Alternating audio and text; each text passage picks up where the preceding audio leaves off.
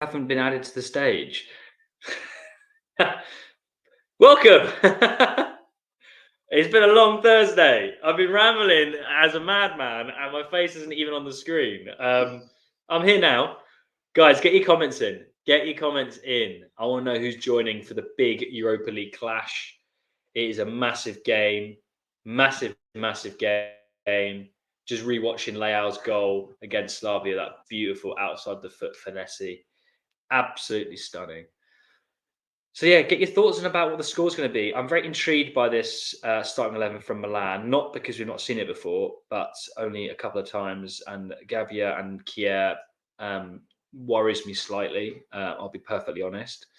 But it's nice to see Pooley and Chuck and Pioli going with that attacking trident. I'm quite excited about that. It worked incredibly well against Lecce. So Pioli's done the unexpected. I thought he would have just gone back to what he knows. I don't know if Ruben's got a knock or something, or maybe he thinks Ruben should come on at the 60th minute, a bit of physicality. Not sure, but I'm quite happy with Pooley starting. I mean, that was a really exciting front three that we had, a front four, I should say. So, yeah, get your comments in, guys. Get your comments in. We are 10 minutes away from kickoff. The boys are looking good. Giroud is looking good. We got Rafa. Watching Roma. Yeah, I mean, Roma did absolutely kill Brighton. Who are we worried about? Dybala? Oi, Luca, siamo pronti anche chi allo stadio. Wow. Tell us how it goes, mate.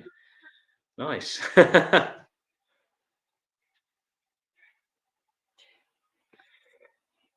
Perfect. Milan Facebook has Loftus-Cheek in and Pooley instead of Chuck and Chaos of Kier. Maybe one football is wrong. I literally only finished work like half an hour ago, so I've got absolutely no idea what the starting 11 is. I have no clue.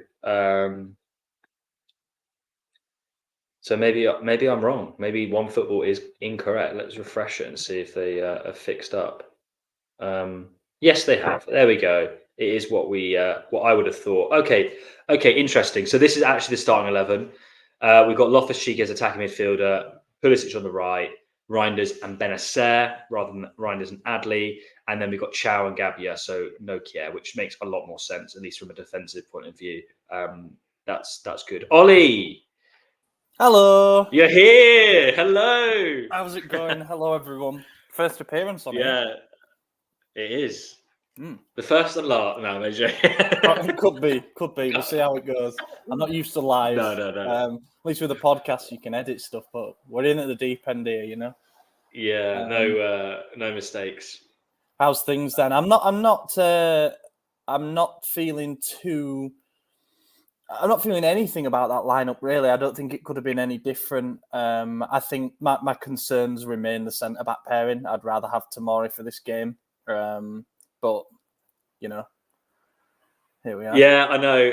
Likewise. I mean, I had for about 5 minutes Ollie, the wrong lineup because I only just finished work about half an hour ago. So it had the Lecce lineup because that's what one football thought it was going to be. So I was talking to myself about, oh, great, you know.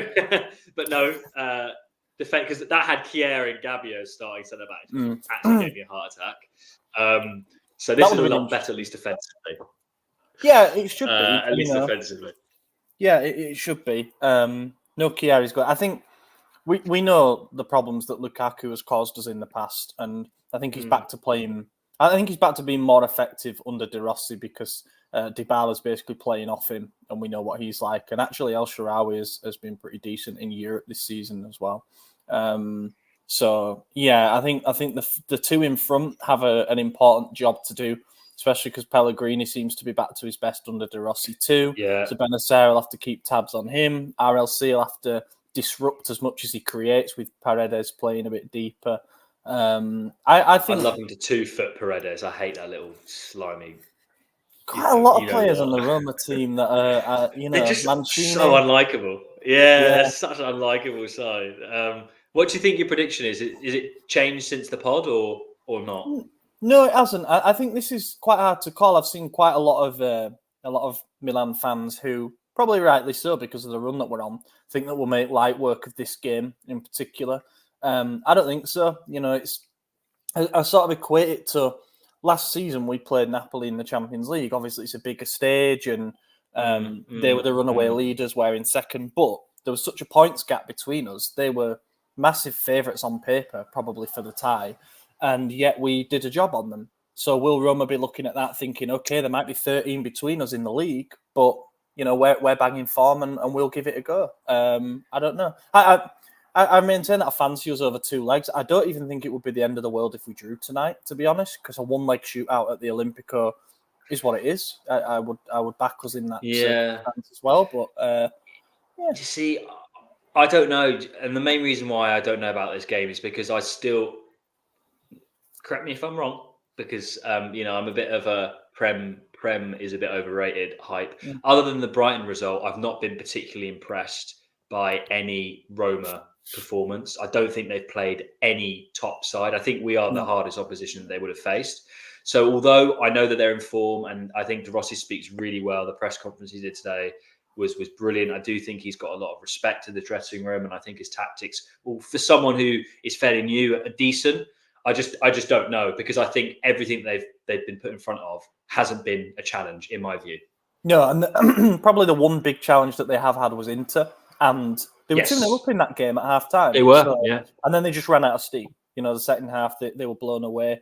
But yeah, that's probably the big test they've had, and they failed it. The only thing that it's weird, because I think I would have been more worried about this tie if it had been Mourinho. Not necessarily because of his style of play, but what he can drag out of situations like this. We know what he's like. He's a tournament manager, and he would have done everything to try and level the playing field, given that I think we've got a bit of an edge on them in terms of how the teams look on paper and whatnot. Then when it went to being De Rossi, and they were sort of wide open, and they were scoring lots of goals. They overtook us to be the second top scorers in the league. I was actually back to being more optimistic, because I thought, oh yeah, they're scoring a lot, but they're also allowing a lot at the other end. So a team like us, if it becomes 1v1 battles all over the pitch, I think we'd have too much for them. But then in the last few weeks, they seem to have reverted to winning games 1-0 and struggling to score, you might say, yes, but they've found different ways to win. They have stuttered a little bit recently. They had like a 0-0 draw with Lecce, and I get that. I think people will say maybe they're running out of steam a little bit, but they're coming into this having beaten Lazio 1-0 at the weekend, so they'll be full of confidence. And also, let's not act like they could come here and still try and frustrate us and be happy to walk away with a draw. So there is that possibility, but I don't know. We'll see. Lazio, I know it's a derby game, and I'll go through some comments in a minute. But that Lazio this year are awful. So again, I'm not particularly like. I know it's a derby, and obviously it's a really high tempo derby, derby di Capitale. But yeah, I don't know. We've actually got 11 Lione, which, funny enough, looks a lot like Steph to me. Saying if we lose, then I'm blaming me on not being there for the live stream. Yeah, he's up in Canada. So yeah, no, I think you not being here means we're going to win 8-0. But that's just me. He also says there's Diaz starting. No, my favourite player. Mats, good evening from Paris. Nice. Wish we were in Paris. Do you know what? I went to Paris. My missus ran the marathon, and I went there with no expectations of it being a place that would really grip me. Not one of these places like I'd rush back in a heartbeat. Thought it was one of those kind of, I don't know, corny romantic places, and people have said it's like rough around the edges and stuff like that, so it didn't really seem like me. And a lot of French, no racism, but we've had our problems, us and the French, and yeah, I was blown I was blown away, man. It was I really enjoyed Paris. I thought it was great. Nice. So have fun, Mats. That was a roundabout way of saying it, but yeah, like Paris. Yeah. Mancini the Melt is on the screen. He is. Yeah. Stefan says 4-1 Milan. I think also Carlo earlier said 3-1. I'm actually going with a 3-2.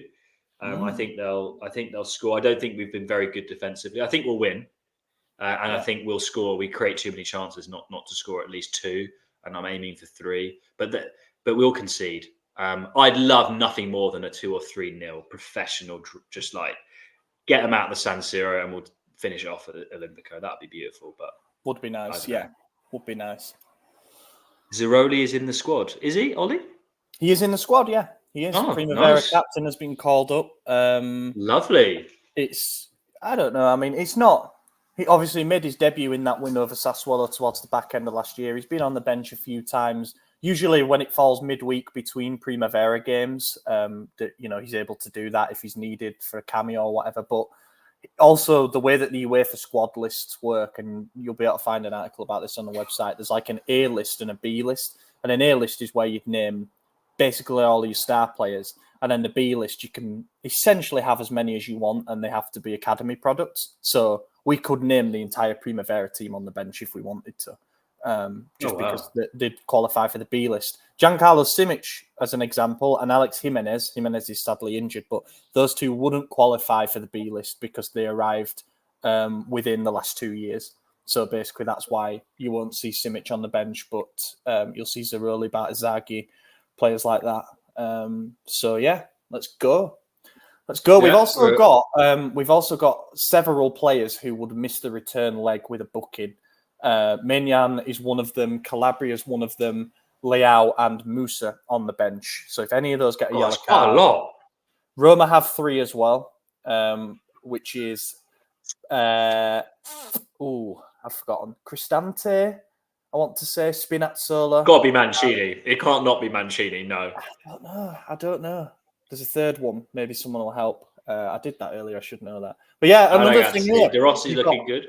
You got Pellegrini and Calabria shaking hands here. Obviously, yeah, the magnitude of the occasion won't be lost on any of the players, but there you've got 2 lads who came through the academies of the respective squads and are fans of those teams. So if it means a little bit more to anyone, it'll be them two.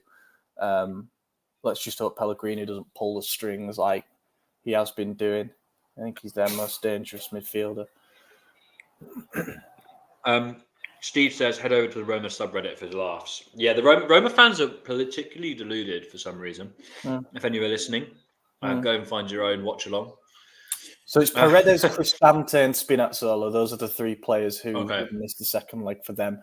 Cristante and Paredes have been pretty key to De Rossi so far, and they're obviously 2 in the midfield 3. So if we can get one of them ruled out of the second leg, they'd be a bit light there. They'd probably have to go to like Bove or whatever. I'm a little bit behind for some reason, but we have kicked off, I believe. Here we go. So I'm going to duck out shortly after kick off. Hopefully you see plenty of goals without me. But I will be back at half time to give a little bit of rage. Give your feedback. Yeah. But yeah, we're just about to kick off here on mine. Yep. Yeah. So just going. Well, I've got the Roma team on mine. If you're convinced, I don't know if yours is the same. Yeah, I would agree with. Yeah. It is. I think Europa League is the barometer for Pioli this season. 100%. I think we've discussed this at length, between the podcast and other watch-alongs and things like that. I'm not of the mindset, Ollie, before you go, and I don't know if you agree, but I'm really not of the mindset that second is enough. I think it's at the very least a final appearance, but ideally a trophy for me. Yeah, I think any trophyless season for Milan, especially the sort of resurgence that we've had in recent years, obviously culminating with the Scudetto in 2021-22. Any trophyless season should be viewed as negative, and I'm roping stuff like the Coppa Italia into that. Seems to have been pretty quickly forgotten, but that was a real path to, I think if we'd have got past Atalanta, we'd have been the favourites to go on and win the competition. Yep. And yet we didn't. We folded in that game, which was really disappointing. Now I think to say, look, we need to win the Europa League, it feels quite difficult to say while there's a Liverpool left in the competition. I know anything can happen over 90 minutes in a final and stuff like that, but that would be a tough ask. That would be a tough game. But I think final is the sort of the least he can do for me. It's just sounding do believe generally that. more and more like he's staying regardless. To be honest, I think we've had a very, I think we've had a very good 2024. I'm not going to lie. I think you can't discredit this run that we've had. Yes, you can say we haven't played anyone particularly challenging. I do believe that the two Roma legs and the derby and Juve away will give us a far greater indication than any of the 7 This is the month. previously. This is the month for Pioli. This is it, definitely. Yeah. Like everything that we've built up, this head of steam, put it all to the test in these next sort of 20 days. And if we come out of it, you know, positive, then you've got to say there's something to build on for next season. But also, I just think this is a brilliant summer to change manager. I'm not just talking about Milan specifically. I think there's so many coaches that are available that would be exciting. You know, my pick for the last few months has been the Sporting manager, Amorim, and now it seems Liverpool have picked up on him, which I don't think realistically we could compete with that, sadly, but we could have been in there weeks ago and bring Gyökeres with him or whatever. But here we are. It'll be an interesting summer regardless of if we change coaches, though. You know, there's some obvious gaps in the squad to fill. We've got to get that striker signing right. So, it's going to be all hands on deck. Absolutely. We're a couple minutes in. Roma have actually had a bit more possession than us, but largely not a lot to talk about just yet. I think we will be. This is my final point before I go and start writing up the match report. But I think we will be happy to let Roma have a bit of the ball. They seem to have transitioned a bit more to possession based under De Rossi. Their possession has been in and around the 60% since he took over. And you know what we're like. You know, we're not going to pass teams to death. We like to get the ball from one end to the other as quickly as possible. So I don't think. I'll answer this question before I leave. Would I sign both Scalvini and Buongiorno? No, I wouldn't sign both of them because I believe even if we did throw CDK into the Scalvini deal, you're probably looking at a combined investment in cash. 70 million. 60 mil, yeah. I don't think we need to sign 2 starter level players. I know we were the ones who broke the story, so we should latch on to this with enthusiasm, but I'm not entirely sold on Scalvini either. I think he's been shakier this season. He's actually currently got some injury problems, and also he's used to playing a 3 at the back. So I think there's more question marks about him compared to signing a more ready-made centre back. But you know, Atalanta's a talent factory, and anyone from there tends to come good. So I don't know. There's food for thought. Right, that's me. I'll be back at half time. Have fun, mate. See you later, Ollie. Yeah, I will do. I will do. See you later. See you later, everyone. Right, I'm going to go through some comments, guys. But before I do, if you're not being able to watch, like Ollie was saying, Roma are very much holding the ball. Lukaku, we've got Dybala on the outside of the box. He's got on his left. That's the first shot of the game, off target by Dybala. But they're working it. But I think, like Ollie said as well, I think we're quite happy for them to have the ball. I think the more they have the ball, the more the press, the more we can hit them when they get knackered, and we can do that penetrative counter. The problem is, less so 2024, we need to make sure that we are able to convert those chances when they come, because that is how we play. We're incredibly penetrative. We just got to make the most of the chances that when we do penetrate. Hi, Matt. Yeah, going back to that Paris point, has it moments? It's all right. Yeah, I like Paris. Don't love it, but you know, each to their own. RLC to score tonight. Bank it. Currently 4-4 in Europa. Yeah, I think Steph, thanks for listening in. I think that's a pretty damn good shout, to be honest. Paul, Forza Milan. Yes, Paul. We love to see it. A Dutch fan by the sounds of his name. Yuri, love that. Yes, Dai ragazzi. I've got both the Milan and Lille game. I might see Jonathan David go. Yeah, who are Lille playing? Are they in the Conference League, I believe? I don't know. I guess that's so. As Aki says, I have a bad feeling about this defense. Not sure what else could have been done, but I don't like it at all. Yeah, I don't know. Roberto, let's go win it. Absolutely. HBK Lucas, Ollie touched on your comment. I want Chukwueze in field. We'll see him. I'm sure we'll see him. I want Chukwueze immediately. Well, Don't think that's going to happen. Ciao, Lorenzo.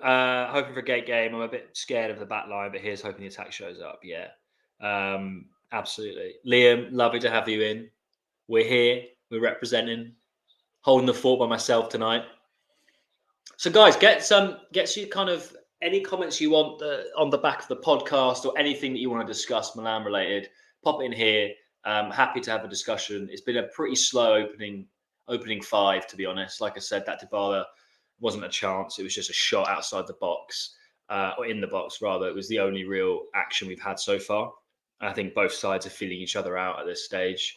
So, yeah, get your comments in. Anything you want to discuss, like signings.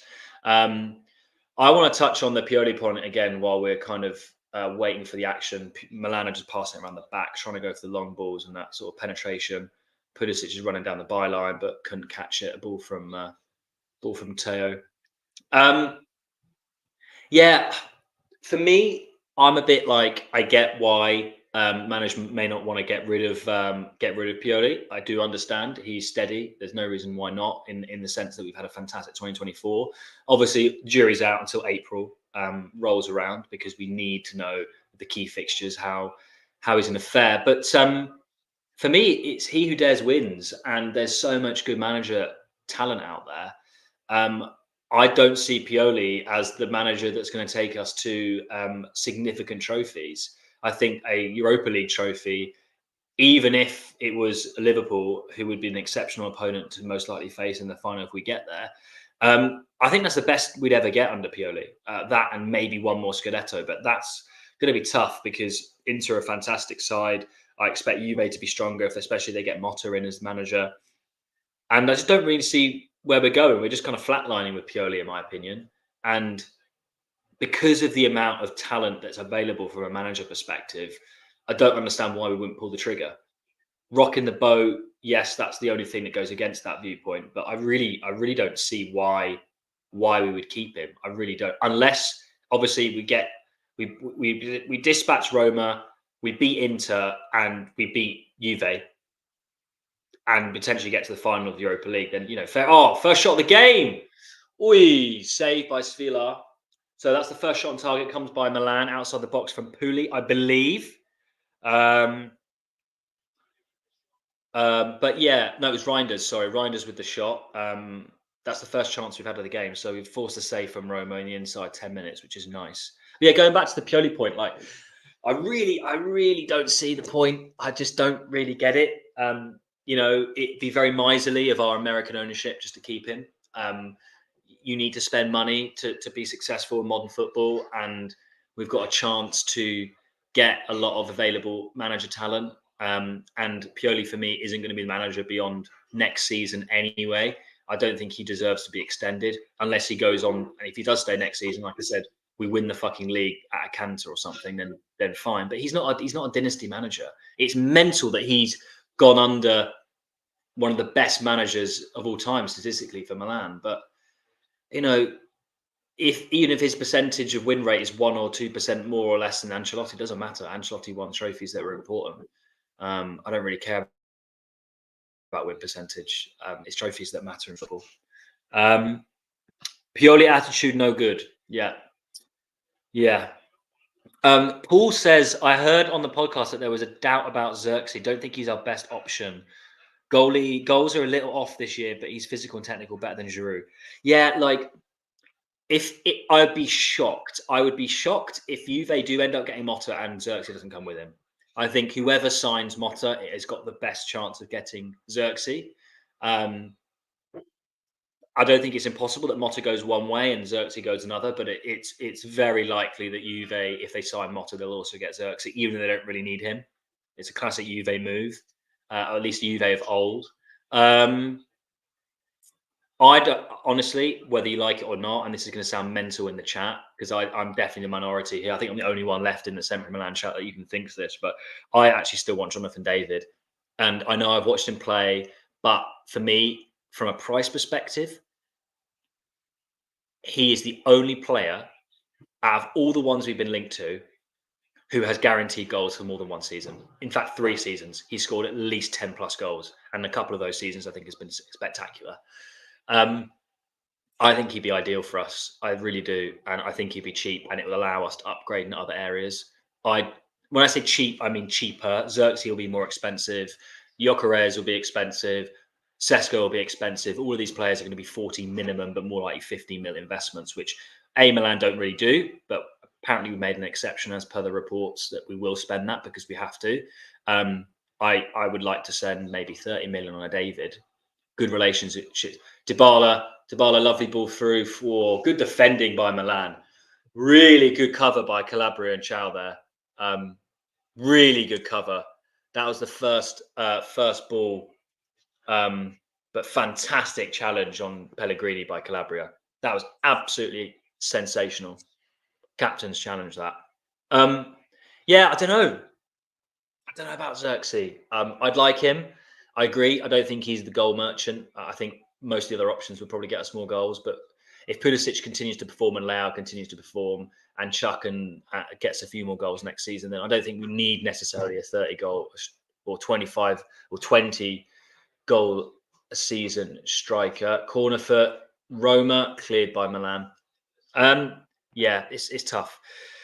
And then Paul on that with better teammates, I think he'll get 15 to 20 goals. Yeah, and there's also that he was, getting about 10 goals in the Bologna side that are overperforming. I think in the Milan side, he's at least guaranteed 5 more goals. So, that's already 15. And then you can probably get a few more that you're looking at 20 there. So, yeah. So Eugene, I'd buy David. I would. I really would. I think we've got great relationships with Lille. I think he's the only player that's guaranteed goals. A lot of people don't think he's actually a good player.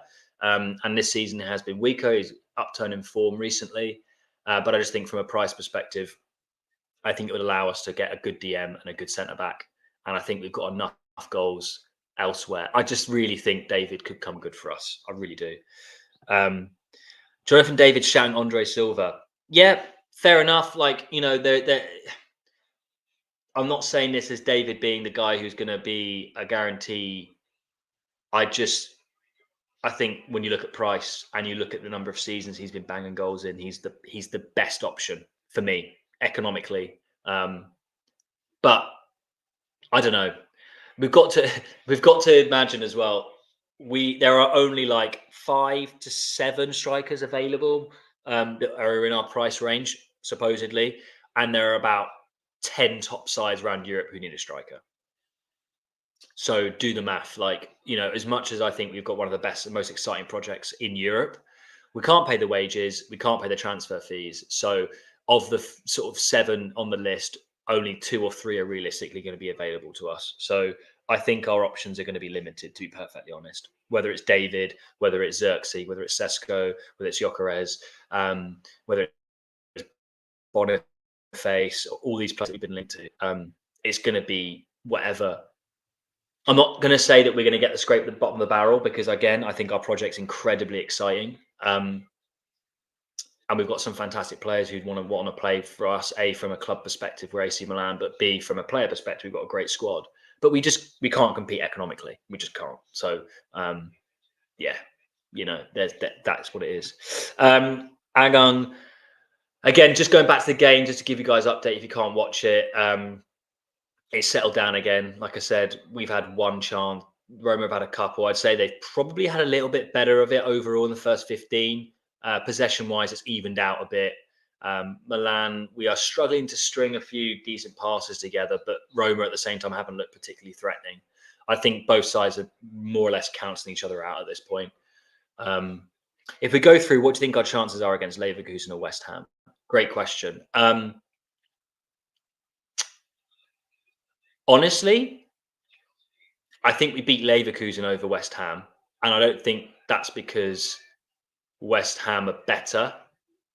I think it's because I haven't been impressed with Leverkusen's Europa League campaign, even though they are technically the best side in Europe, I think, on paper this season. Besides Arsenal and I guess Inter, annoyingly. Benfica have scored, by the way, in the Marseille-Benfica match. Oh, deflected chance, El Shawari. Manyan's made a fantastic reaction save there. Jesus. So I think it's Paredes gets the ball to Lukaku. Lukaku crosses it back into the box. So no, it's El Shawari, sorry, to Lukaku, and then back through. I think Lukaku might be offside. Even still, really good save by Mike. It's a deflected shot, but that could have caught Mike out quite easily. They've got a corner now, so it wasn't offside. So Roma are about to take a corner. I just want to see how this goes before I carry on. Roma are definitely looking more dangerous, I have to say, which is annoying. Pioli's been carded. So that's annoying. Yeah, the San Siro is looking a little bit nervy, to be honest, from an atmosphere perspective. Everyone's sat down. There's not a lot of noise. So Dybala's whipping the ball in. They're a very good side from set pieces. Oh, fucking off, they scored. Mancini scored.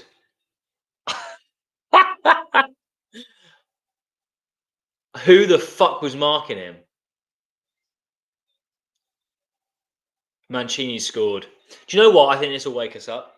We've not been good in possession, so yeah, whatever. They've scored early enough. Yeah, Mancini just gets way above Teo there. For fuck's sake, man. Oh my god. Yeah, I mean, where's Teo? He's in no man's land. He's in no man's land. Teo, what are you doing, son? Ruben's lost his man, and Teo's jumped for. Yeah, it's Ruben. He's lost his man. Oh, mate. What is Ruben? What is Ruben doing? He's lost his man completely. Yeah, that's not good. That is really, really not good. Yeah, to answer your question, Angun, they both fuck us up at this point, to be perfectly honest. Fucking hell. Watkins' goal against Lille. Don't really care. Sorry, Divi. Is that Conference League, I think? Oh my god, Jesus Christ. Ruben, man. Oh, I really hope this wakes us up. I actually don't think this is the worst thing to happen to us because we were looking a bit complacent. We weren't passing the ball around very quickly. Yeah, we need to wake up. We need to wake up. That is awful from Milan. Ruben's pissed me off. A big guy like that, you need to be commanding in the box. He's just let Mancini. It wasn't even a good head. It just like knobbed off his head, rolled off his head. Fucking hell. This is going to be an annoying performance, I can tell. What do I think about Jonathan David and his skill in small areas? I think we need a player who can create his own chances. I don't think he is necessarily. I mean, he's 24. I just think he scored the most goals and over a number of seasons, and he'd come cheap-ish, and we've got a good relationship with Leo. That's my reasoning for David. To be honest. Oh shit, man. Why is Tomori not playing? Tomori is suspended. He collected too many yellows in the previous matches. So yeah. Are there any in the Milan Academy youth team that can possibly take over for Giroud? I mean, I guess only Kamada. We've got Sia as well. I think he's the striker. But Kamada's a bit too young, and unfortunately, in Italy, we're not very good at promoting youth at speed. For some reason, I don't know. I think it's because of the tactical obsession we have in Italy. We've got set piece. Oh my god, Teo and Ruben have really pissed me off this game. Both of them have been shit. Pulisic is on the right. He's whipping a ball in. Oh, these balls are awful. Oh my god. Where am I watching the game? I'm in the UK, unfortunately. Bye, Pioli. That is one positive, Steph. That is true. If we get knocked out in Europa League, he is defo gone. Oh my god, that is so bad. UEFA begging for Leverkusen Liverpool final. I don't give a fuck. I don't actually. Oh, that was decent. Oh, Giroud. Lukaku cleared off the line. Lukaku again. Now, this Roma team are gettable. They are gettable. They're not that good. I'm telling you, they're not that good. We need to get fired up for this match.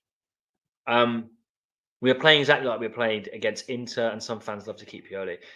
Oh man, I don't know what to say. I've been Pioli out for a long time. Bro, that was wild from us and Roma. It's like we are playing ping pong. Yeah, I know. Yeah, that was kind of crazy what happened just now. We've got a corner. I think Tish is taking it.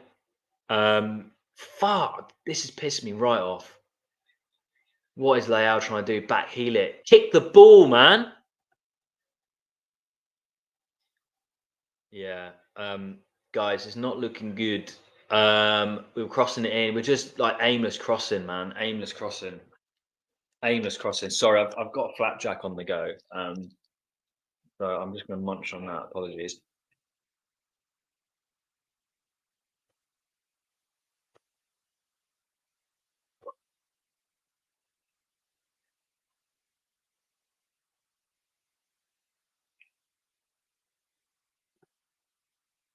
I have a bad feeling when I see Chow at the lineup.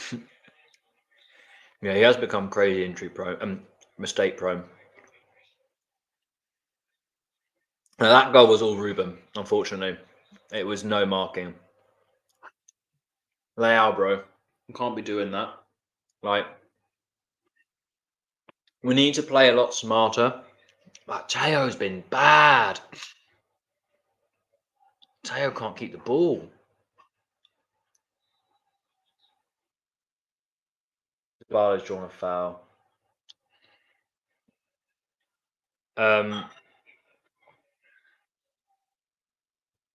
Sorry, I missed your message.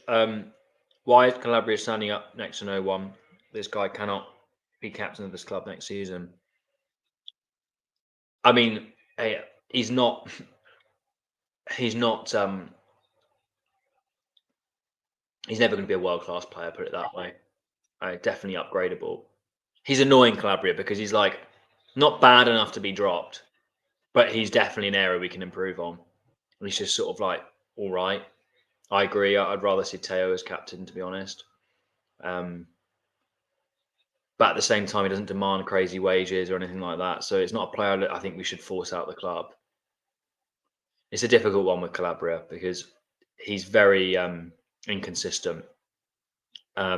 The games he does really well, he's like unbelievable. You know, the games against players like Kavara, but then attacking wise, he's useless. Like he has no attacking instinct whatsoever. But it's a difficult one with Calabria because I've got no urge personally for us to like get rid of him. But at the same time, he is upgradable. So it's kind of like, what do we do? And making him the fact he's captain makes it harder to sort of upgrade in that way. Because if he's going to be captain, you can't have a captain that doesn't play football or isn't in the starting 11. It doesn't work. I was going to say at 40 minutes, but we seriously haven't got a foot in this game. Yeah, we haven't at all. We're in the 23rd minute now, going on 24th. And we're really not looking good. We're really not looking good. Why did we not have a player on the post the same way Lukaku was there to block Giroud's header? Why did we not? I don't know. I don't know. That's a really good question, Sharpshooter. Carlisle, I actually read your comment. So if you're going to come up with that kind of energy, like that's you can leave. I read your comment. I actually spoke about it for about 5 minutes. But yeah, if you don't want to subscribe to the channel and come with that energy, then so be it. Yeah, the set piece coach is not good. Just like our fitness coach. Yeah. Right. Leao's just holding on to the ball, man. What is he doing?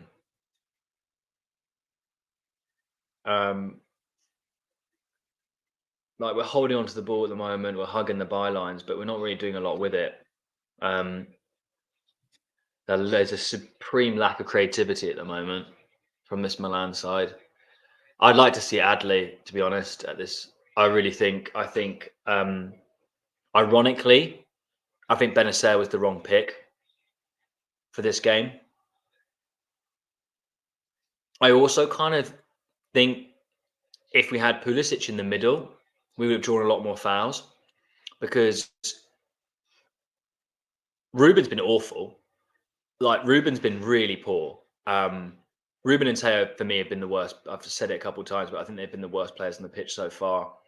Benacer has been largely ineffective. Maybe if Pulisic was in that attacking mid like he was against Lecce, we'd get a few more fouls and decisions go our way. Because Ruben's only good in that position because he's physical and he's able to kind of move his body about. So I don't really know why he's not able to impose himself in the same way. Don't know, guys. Get your thoughts in on the comments. 1-0 down, though. Roma are going to be quite happy now to hold on to the ball. Any kind of... This has got a draw written all over it, hasn't it, this match? It really does. We're so bad. Like, now teams used to go to the San Siro and doesn't matter what competition we were in, they'd be scared. But this Roma side look way more up for it than we do. Like, way more up for it. You got Dybala like sitting deep, collecting the ball. Paredes is driving through. He's going out to El Shawari on the right. Really good. Oh my God, they almost scored again. They almost scored again. El Shawari just drew the ball straight into Lukaku's feet, but luckily Gabbia tracked the run and blocked the shot. Gabbia, by the way, has been fucking unreal. Can we all just have like a moment to appreciate how good Gabbia has been since he's come back?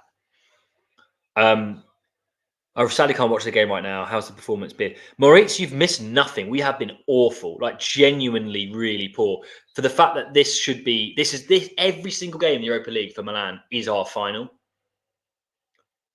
It's fine beating Lecce 3-0. I don't care. Like, who cares about that? These are the games that we need to be getting up for. So Moritz, we've played awfully.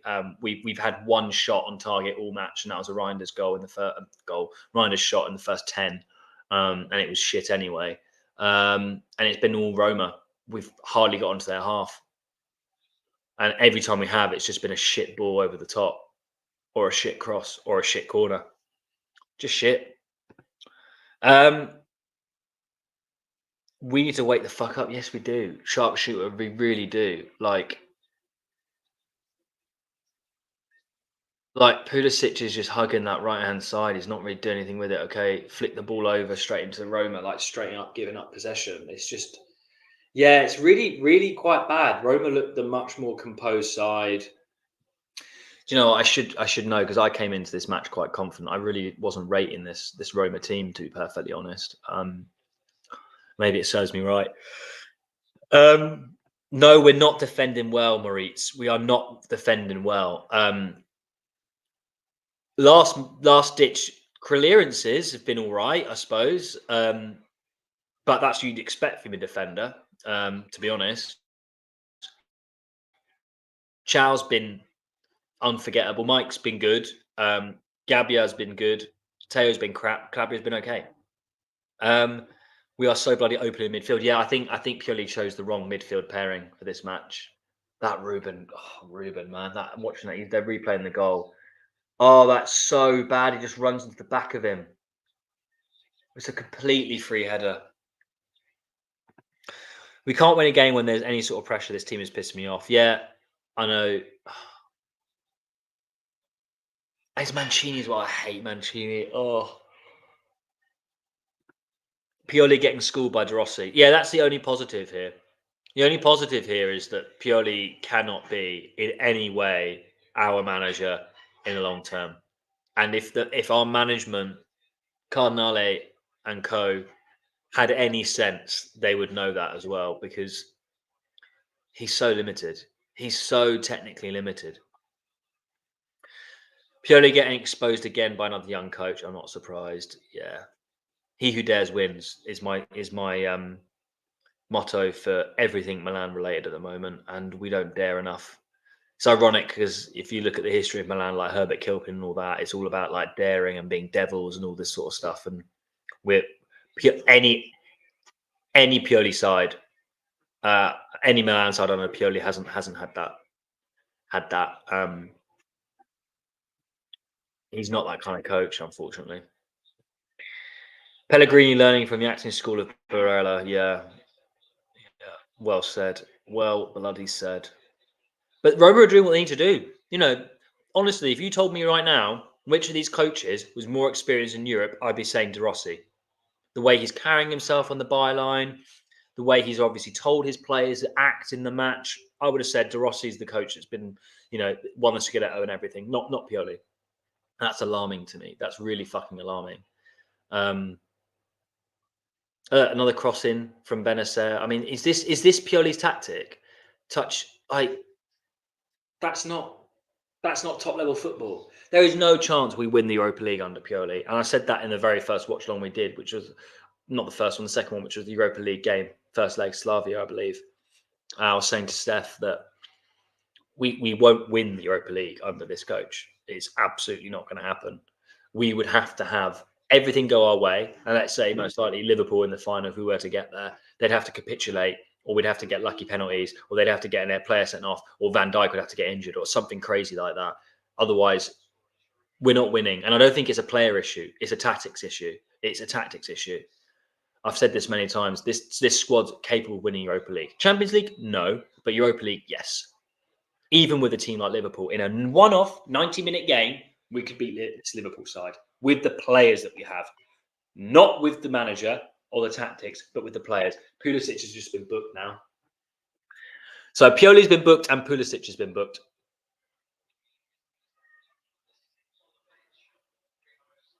And now I believe he sits on the bench for the next leg. Oh, this is not going well.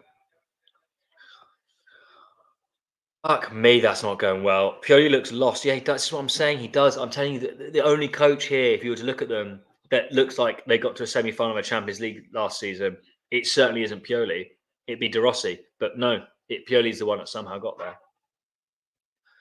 Maurice, are they outplaying us on a strategic level or a sheer physical, mental level? I would say probably all of those, but really it's more tactics and mentality. But even still, what I don't like seeing is because, you know, sometimes you can have two halves of football that are very different. So I'm yet to completely call out strategy being the issue, but mentality is, and that's an issue that I've had ever since Pioli took over this team. Roma, from the way they've acted, from the way they've run for the ball, from the way they've pressed, have looked like they've wanted it more. And in any kind of European knockout game, it's the team that wants it more that often comes up on top. That's just a fact. So yeah, for me, I would say it's more of a mental issue. But we'll see second half if it's also strategic, because you give him benefit of the doubt. Sometimes you set up your team in the wrong way and you can kind of solve that after half time. But mentally, the players, you know, they don't look like they want it. They really don't. And that comes from the manager. Right, Pulisic on the right-hand side. Loftus-Cheek with the ball in. Terrible. Leao tries a fucking bicycle kick. You stupid cunt. Why are you doing that? Why did Pulisic get a yellow? No clue. I think he tripped El Shaarawy, but there's absolutely no contact. You know what is funny? Some fans think Pioli deserves another season. Unbelievable. Yeah, I don't think they genuinely do. And the people that genuinely do, I think people can see a reason why, because our 2024 has been good up until this point. Very good, in fact. But I struggle to find most fans genuinely think Pioli's the guy. But they might be out there. For the people that are suddenly back on Pioli bus for next season, what's the excuse now? Lower your expectations for next season. Oh, I'm sick and tired of this coach, man. I'm sick and tired of talking about him, to be honest. I don't know. I'm sure you guys are probably sick and tired of typing and thinking about him as well. Why the hell did Trossard carpet? Yeah, this ref does look like Leandro Trossard. It's actually mental. If you didn't know that the ref looks a lot like the Arsenal winger Trossard, it's kind of crazy. Well spotted. Roma win. Well, they're winning. They're winning. Yeah, it's starting to open up. Yeah, I think Roma are giving a little bit more now at the back, but I mean it's small. Like, you know, this is a really close game. I still think they've had the better of it. Just need to calm our heads. It should have been offside. Never forget. Yeah, I mean, whatever. I don't care if it is or isn't offside. The fact of the matter is we're 1-0 down. You've got to just move forward in a football match. I don't want us. We can talk about that stuff after the game. Right now, we need to win. It's still a winnable game.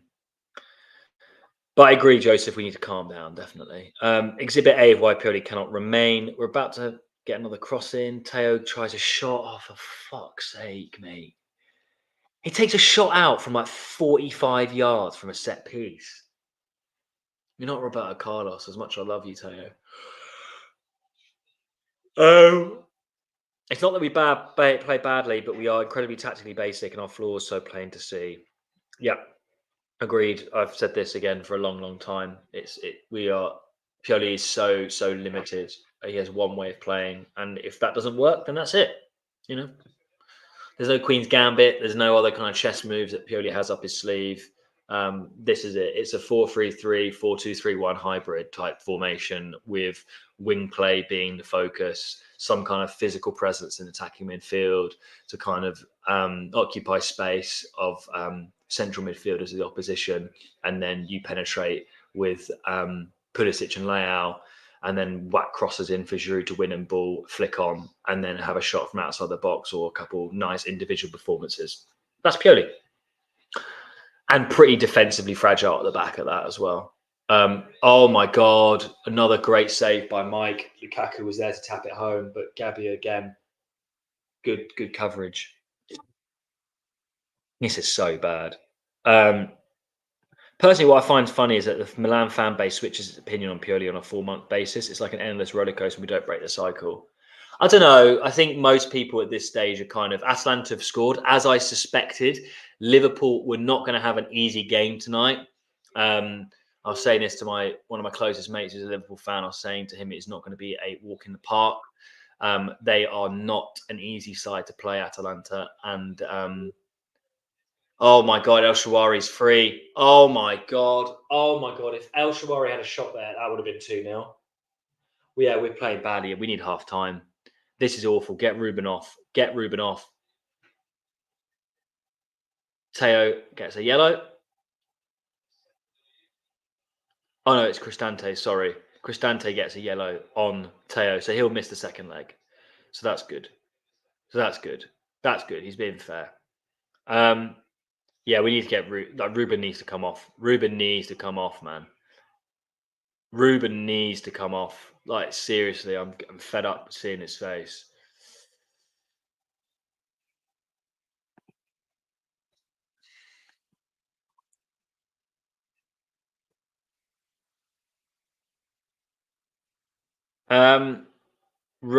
RLC, he's not a cam. He's getting goals, sure, but he's killing plays here.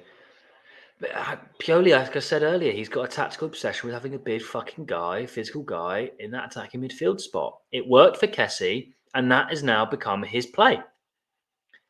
That's it. Kessie got sold or whatever, left. It worked in the Scudetto winning season, and Pioli's gone, okay, let's do that again. I couldn't get Milinkovic-Savic. Brahim Diaz went for whatever reason. Oh my God, Scamacca scored as well for Atalanta. Get in. Let's get another big guy. Go on, Pulisic. Oh my God. That's his tactics. He's so transparent, Pioli. He's so transparent. There's absolutely no tactical nuance to his football. It's so plain to see. Big guy, attacking midfielder, because it worked in the Scudetto season for Kessie. That's it. Right, ball in. Fucking hell. Which coach in a dream world would you like to see at Milan? Personally, I think Klopp would work wonders. Well, yeah, of course, but Klopp's not available. He's taken a year out. Do I think Klopp would want to manage Milan? Yeah, I think I could see it. I could definitely see it. I would imagine, from what I understand, though, is he's got a massive house in Mallorca and loves spending time in Spain. So I wouldn't be surprised if he becomes more likely the Barcelona coach. I think Xabi is going to be the Real Madrid coach after Ancelotti leaves, if he continues the path. I think that's quite evident from my perspective. I think Klopp will go to Barcelona. Unfortunately, even though I think Barca, I really hate Barca. I'm much more of a Madrid man. I think most Milan fans are as well. Lovely ball from Benacer there, but Leao couldn't make the most of it. It's just a lot of airtime. The ball, every time we've got it in their box, it's in the air. And they've got a lot of tall players, man, especially at the back. I don't know what we're expecting. Like Roma, a big team, like physically big. Yeah, fucking hell, Reinders, man. I think I'd like Motta. I really do. I've thought about this a lot, and I personally think Motta would be ideal. I think if we don't get him, Juve will, and it's a roll of the dice. But the only way to get to that level is you've got to roll the dice, and if we can get Motta in early, and if he is the next big thing, then we've got to get in there, and we've got to take a chance. And I don't subscribe to the notion that better the devil you know, because we're not going anywhere fast with Pioli. He's not going to take us to that next level. He might get us top 4 again, and maybe from a management perspective, that's all they care about. But he ain't the coach to take us to major trophies. We don't know if Motta is or not, but Motta has the potential to. Pioli doesn't. He's so archaic. That's a good shot. Again, it was Reinders with the shot. Reinders is the only player that's produced any shots on target this game for us, by the way. 2 shots. Yeah, thank God Gabbia saved us. Lukaku could have had a hat-trick. Yeah, shame. Luckily, Lukaku's crap, and Gabbia has got his number. Get Chuck on for RLC, 100%. With everyone healthy and available, is it fair to say Gabbia, Fick are our starting centre-backs with Chow? Yeah, 100%. 100%.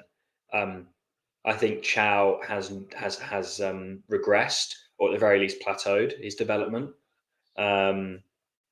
And I still think he's a good player and he's young enough to bounce back and all the rest of it. But Gabbia, 100% alongside Tomori, our best centre-back pairing. Josh, I would 100% agree with that. I think Gabbia has not played a bad game since he's come back. And the only games he's played badly is the games where the whole defence has played badly, and you can't put that down to one individual. Individually, he's been brilliant. He's been at least a 7 every game. Again, bar those few instances where we've been shaky at the back. Benacer with a crap shot from outside the box. Oh, Jesus Christ, this is dull watch now. We can't penetrate this Roma back line. De Rossi's figured us out. De Rossi's figured Pioli out, like he has. Like Leao's getting the balls in the end, just nodding them back into the Roman possession. It's awful. Bring Chuck on, move Pooley to Cam. That's what I want Pioli to do. 100% that. In fact, get your comments in on what changes you want to see at half time. That's exactly what I want to see. I want to see Pooley in the middle. I want to see Chuck on the right. I want Ruben off. I want to see Adley. I want to see Adley on. I want Benacer off. I want Pooley in the middle, and I want Chuck on the right. That's what I think we should be doing. Just joined Fahad. Nice to see you, mate. How's the game gone? It's been bad. It's been really, really bad. We've created next to nothing. Roma have dominated both possession. Although the last 10, I'd say we've had more of the ball, but we've done absolutely fuck all with it. Like absolutely fuck all. When we do get it and we do try and attack, it's balls into the box or it's over the top balls, which again against a team like Roma who are tall. Why? Moritz, when do you think about the statements Benacer and Pioli made about the Real City game? Personally, I understand the notion, but it was kind of I caught wind of that. I didn't have time to read the feature of the article. By the way, check out the website properly. But I think it was something along the lines of like they're not far off or something like that. Yeah, bullshit. Anyone know why Tomori isn't playing? Tomori's not playing because he got suspended. Too many yellow cards. So he'll play the next game when he served his suspension, served his ban. But he got too many yellow cards in the round of 16 and group stage. So, yeah. Asking the biggest question of Milan's summer. Oh my God, Calabria getting beaten there by Spinazzola. Deflected into the side netting. Fucking hell. Calabria getting absolutely burned. I don't know who our centre forward will be. And yes, RLC has been useless. It's a shame because for me, he was signing of the summer. I think Pulisic has to really be that now. Ruben has to come. Ruben has to come off. I'm sorry if Ruben's not coming off after half time. I'll be shocked. He's the player that he's not. He's just not been in the game at all. He looks tired. He's just off the pace. He's off the pace completely. Great ball in by Roma. Roma have still got it on the edge of our box. Pellegrini whips it in. We managed to clear it just. They've still got it. Roma have still got it.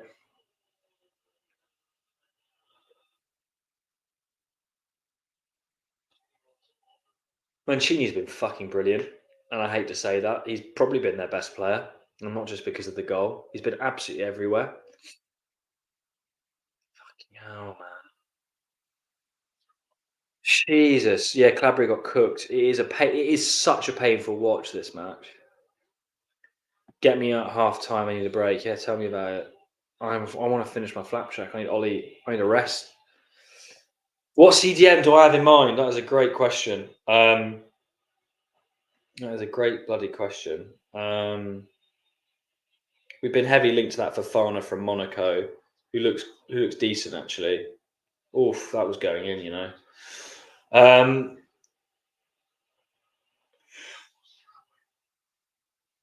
don't know, guys.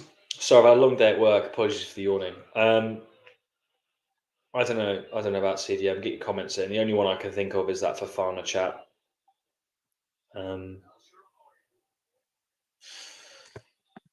HBK Lucas, can we acknowledge the difference between a world-class manager like De Rossi and Mourinho?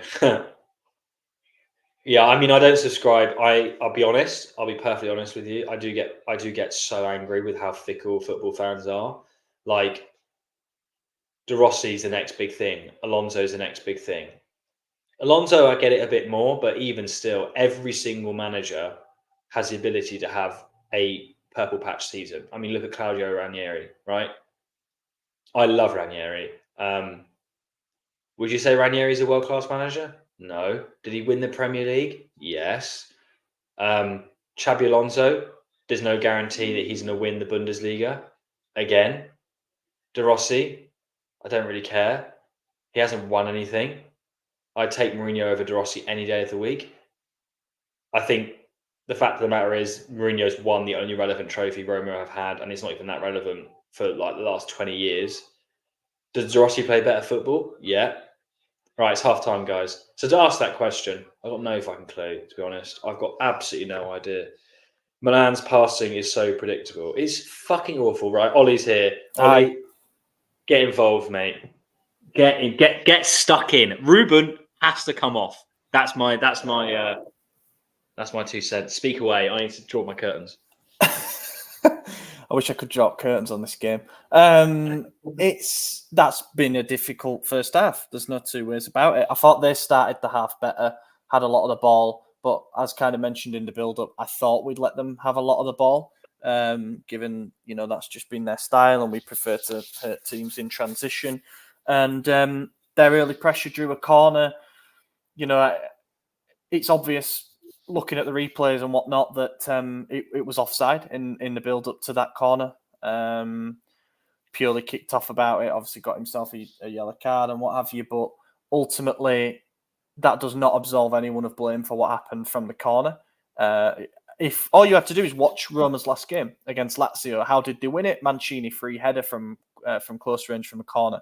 He's the best header of the ball on their team. You make sure that he's picked up, and you can double team him if you want, but you have got to make sure that you do not let them get any joy from set pieces. And yeah, the first quality delivery that comes in, we shit a brick. Appears to be on. I've only seen a couple of replays because obviously I was writing about it after it happened, but appears to be that it was Loftus-Cheek's man. He sort of lost him, and then it definitely was. Yeah, so that's a real shame. It's a shambles as well. And then from there on, I think San Siro is obviously one of our biggest weapons when things are going so well, and on a big European night like tonight, it can really make the difference. But I also have repeatedly said that I think it can be a hindrance at times as well. And I just feel like after that opening goal and the way that it happened, the nerves came in a little bit. When we were passing the ball side to side at the back, you started to hear a few jeers and a few sort of, not like blatantly booing the team or anything like that, but just a bit of frustration creeping in that we weren't actively trying to get straight back into the game. It's not a disaster. It's not like the first half of that first leg against Inter where we'd lost the game after 13 minutes. There's still potentially like 140 plus minutes of football to go in this tie, and we have plenty of opportunity to get back into this game in the second half. We had a couple of good chances there. Giroud header cleared off the line. Lukaku clearing a ball off the line for his team rather than against his team for once, which was good to see. Not for us, but yeah. And then obviously the two Reinders shots, which Vilar saved pretty well. Just a bit stale going forward. A lot of these, we work the ball into good wide areas, and the cross is either low when it should be stood up to the back post, or it goes past everybody when there's runners making darts to the near post. Like we're not there with the end product yet, and that final pass. But yeah, that was a tough watch, really, and I think it perhaps confirmed some of the fears that some of us might have had about Roma, being well up for this and being well organised. Mm-hmm. Yeah, couldn't agree more. I think changes wise, what I'd like to see personally, I don't know if you agree with this, I actually want to see Adley on this game. I think he'd be perfect. I think his passing, I don't know about you, I was getting fed up with the lack of imagination we had. It was just long ball after ball over the top, after long ball after ball over the top. They're a tall team. Who do you think we're winning? Leao cannot do shit in the air. He heads it back out of possession every single time. Yeah, Leao's had we a need frustrating game passes so far.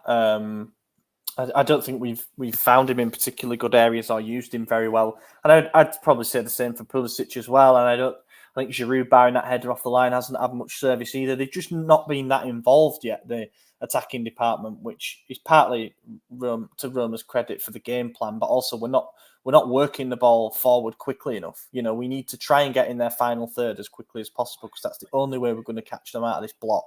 And yeah, someone just mentioned in the comments, which I saw as well, Calabria getting skinned towards the end. We got absolutely skinned by Spinazzola. Spinazzola with one Achilles or whatever. Yeah, that really could have led to something more. Yeah, I agree. If they'd have had a tad more composure, and we've had a couple of lucky ricochets as well. That Gabbia sliding intervention from the cross, as good as it was and as well timed as it was, that can go anywhere. And we're lucky that it was only slowly rolling towards the line rather than had a bit more on it, because otherwise we're looking at a 2-0 game. Not good, man.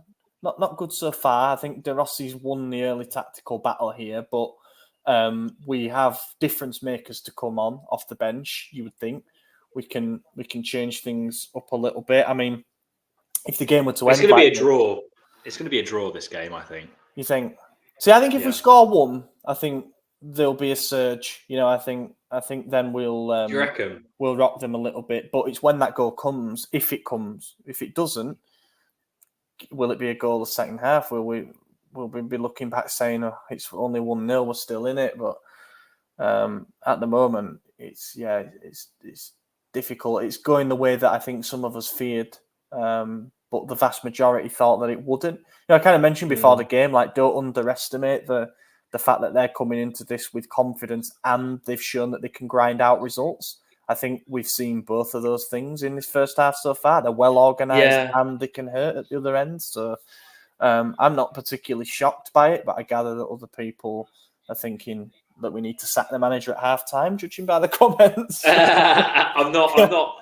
Well, I've been Pioli out for a while. I'm not saying that. I think it's just frustrating because Pioli's tactics are so readable and limited, and you've got a coach in De Rossi. Correct me if I'm wrong. I haven't watched Roma particularly closely, and like I said, I haven't been impressed. I've been impressed, but not because of the opposition they face. But he's clearly a manager who dares in every aspect of how he plays football. He tells his players, to kind of take those risks, and that's punished Pioli. And it's just a bit frustrating to have a manager who's kind of new to the game. I think from a visual perspective, you look at De Rossi on the sideline, you look at Pioli, and De Rossi looks like the manager that was at a semi-final of the Champions League last season, and Pioli doesn't, and that frustrates me. Pioli looks frustrated tonight. I think that he does. Non-offside decision for the first goal, people are rightly going to mention it. Yeah, it was offside in the build-up, but As I say, you still have the chance to reset and clear the set piece. But from then on, he's looked restless. He's been barking at players, which you want. You don't want him to sit back there and take it. The team are playing badly. He should be up there. And whereas De Rossi does look a bit more composed, probably because he's seen his team execute the game plan pretty perfectly. So, that's the way that it goes. I mean, elsewhere, Atalanta are beating Liverpool. So there's that. Skamaka scored as well, which is I know. I mean, I said as a joke in the group chat, I'm well geared up for this Roma Atalanta final in Dublin. You got a load of Scousers selling their hotel rooms and stuff. Yeah, that'd be funny. They are convinced that they're going to get there, don't they? Guys, thank you for all the comments that have come in. By the way, we'll go through some of them now. This is quite funny from Jason. Calabria is the slowest right back I've ever seen. Plus, Chow and Gabbia are a disaster combination. We'll get cooked harder on the counter-attacking in the second half. Yeah, a comment came in actually, and I was completely in agreement. Tomori Gabbia is our best centre-back pairing. Like, that's so evident now. I think at the moment it's certainly our most informed pairing. Although I don't know if you could say that when one of the players is out at the moment. But yeah, they are our most informed pairing. Gabbia has been absolutely outstanding since he came back. There's no two ways about it. But I almost feel sorry for him in a way because he's having to play with a new partner every other week, and he's been the one constant really in the back four in general. But there is something about Tomori Gabbia where I like a complementary centre back pairing. Where their Venn diagrams of what they're good at don't entirely overlap. I do think you need a more aggressive, athletic, ball-playing type, which is what Tomori is. But then Gabbia is very good at the reading of the game and of spaces. His clearances are fantastic. Taking care of runners, clearances, he's good in the air. So I think that those two could be a very complementary centre-back pairing. And we were talking before the game started about, like, would you go out and sign both Scalvini and Bongiorno? Can anybody, and let us know in the comments, can anybody honestly say hand on heart that Bongiorno is streets ahead of Gabbia at the moment? And therefore, is he worth a 40 million investment? Scalvini, you can say, definitely has a higher ceiling, but again, we mentioned the reservations about him. So, yeah, I just think we've got something here with Gabbia, and we should reward the way that he's been playing. Tomori being back for the second leg will hopefully be a big positive for us, Max, I like this comment as well. Build-up play has been absolutely shit. Same shit every year. Need Adley for some creation. Yeah, I think Adley is my shout, I think, as well. I've been really frustrated with the lack of incision, I think is probably the best word to use. It's been really, really crap. Lack of pace.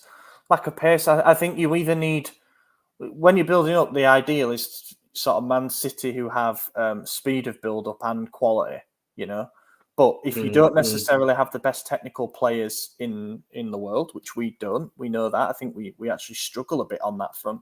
Then you need to make sure you're quick with the ball. And we haven't been quick enough.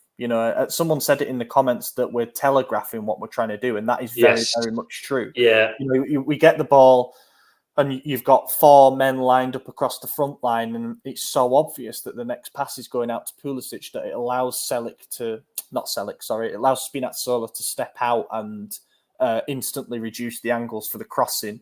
And when he has to delay the cross, it means that everybody's static in the box, and that's why you see so many of these crosses going near nobody. I would like to see us try and get to the byline a bit more and hit them low and hard. I think we've scored a fair few goals that way as it is, but also I Leao getting in there at back post or whatever.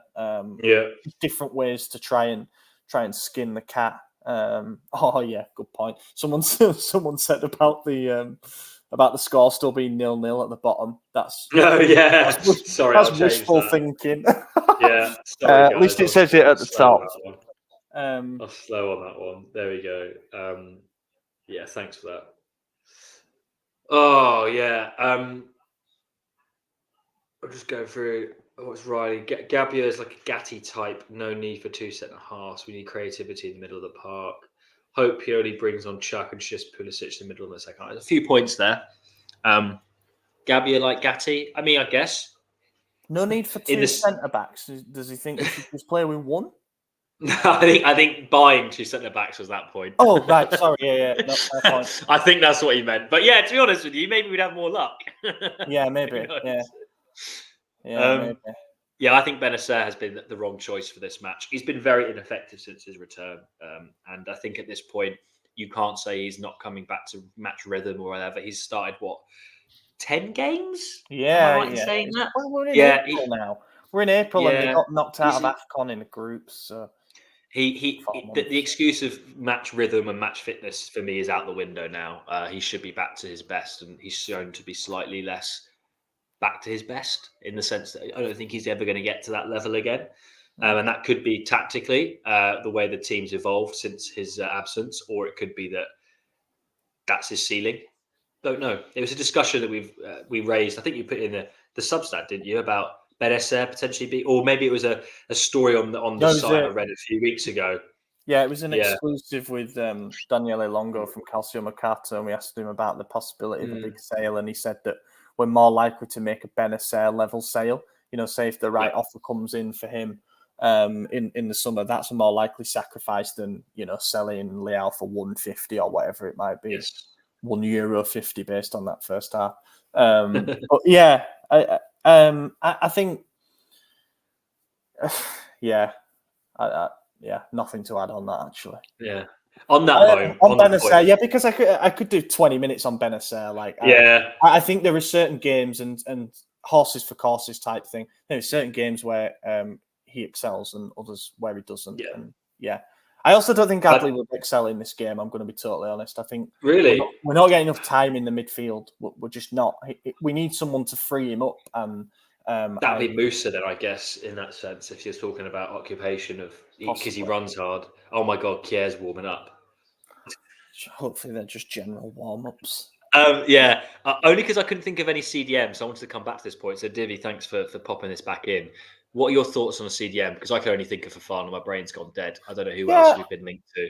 I think we need one. I do think we need one. I think we'd all admit after the summer, the Krunic experiment, it was sort of going forward on hollow ground a little bit. Like we knew that it might fall apart in a big game, and it did. And then he left in January, left the midfield a little bit unbalanced. We've basically got an entire department of box-to-box players with nobody who can naturally sit deep and break things up. I also think that in big games against quality opponents who play a 3, we can't necessarily afford to play with a pivot and a 10 unless Loftus-Cheek gets really involved. So like the PSG home game when he was arguably man of the match, brilliant, but otherwise it's a luxury, and I think we'd benefit from having somebody to sort of sit as a dam in front of the defence and then have 2 ball carriers either side. Who could the 6 be? Fofana's the one who's been linked pretty concretely. I think it's a position where I would potentially look for options that give you assurances right now.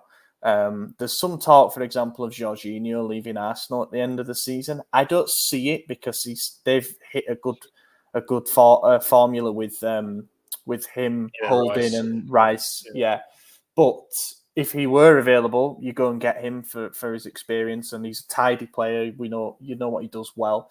I'd also, I think, rather go for somebody who knows the pace of the league a little bit as well. I saw. Who was it? Wallace at Udinese linked. That wouldn't be the most inspiring, but I actually think he's a better player than people give credit for. And then there's younger profiles like Ricky at Torino. There are other names that you could look into, but I do think a defensive midfielder should and probably will arrive this summer. Whether that also includes a sale of like Benacer to totally rebalance things, I don't know. We'll wait and see. Oh God. Second half's just about to kick off. It is about to start. I'll sit and watch a minute and then I'll dip out again.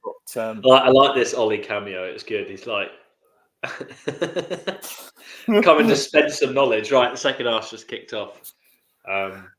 It's a lot better than the first. No changes so far by the board. Just board looking forward. at the other games, Bayer Leverkusen are drawing 0-0 with West Ham. I predicted quite a few goals in that game, so that's a bit surprising. And Benfica are beating Marseille. So and Atlanta's still beating Liverpool.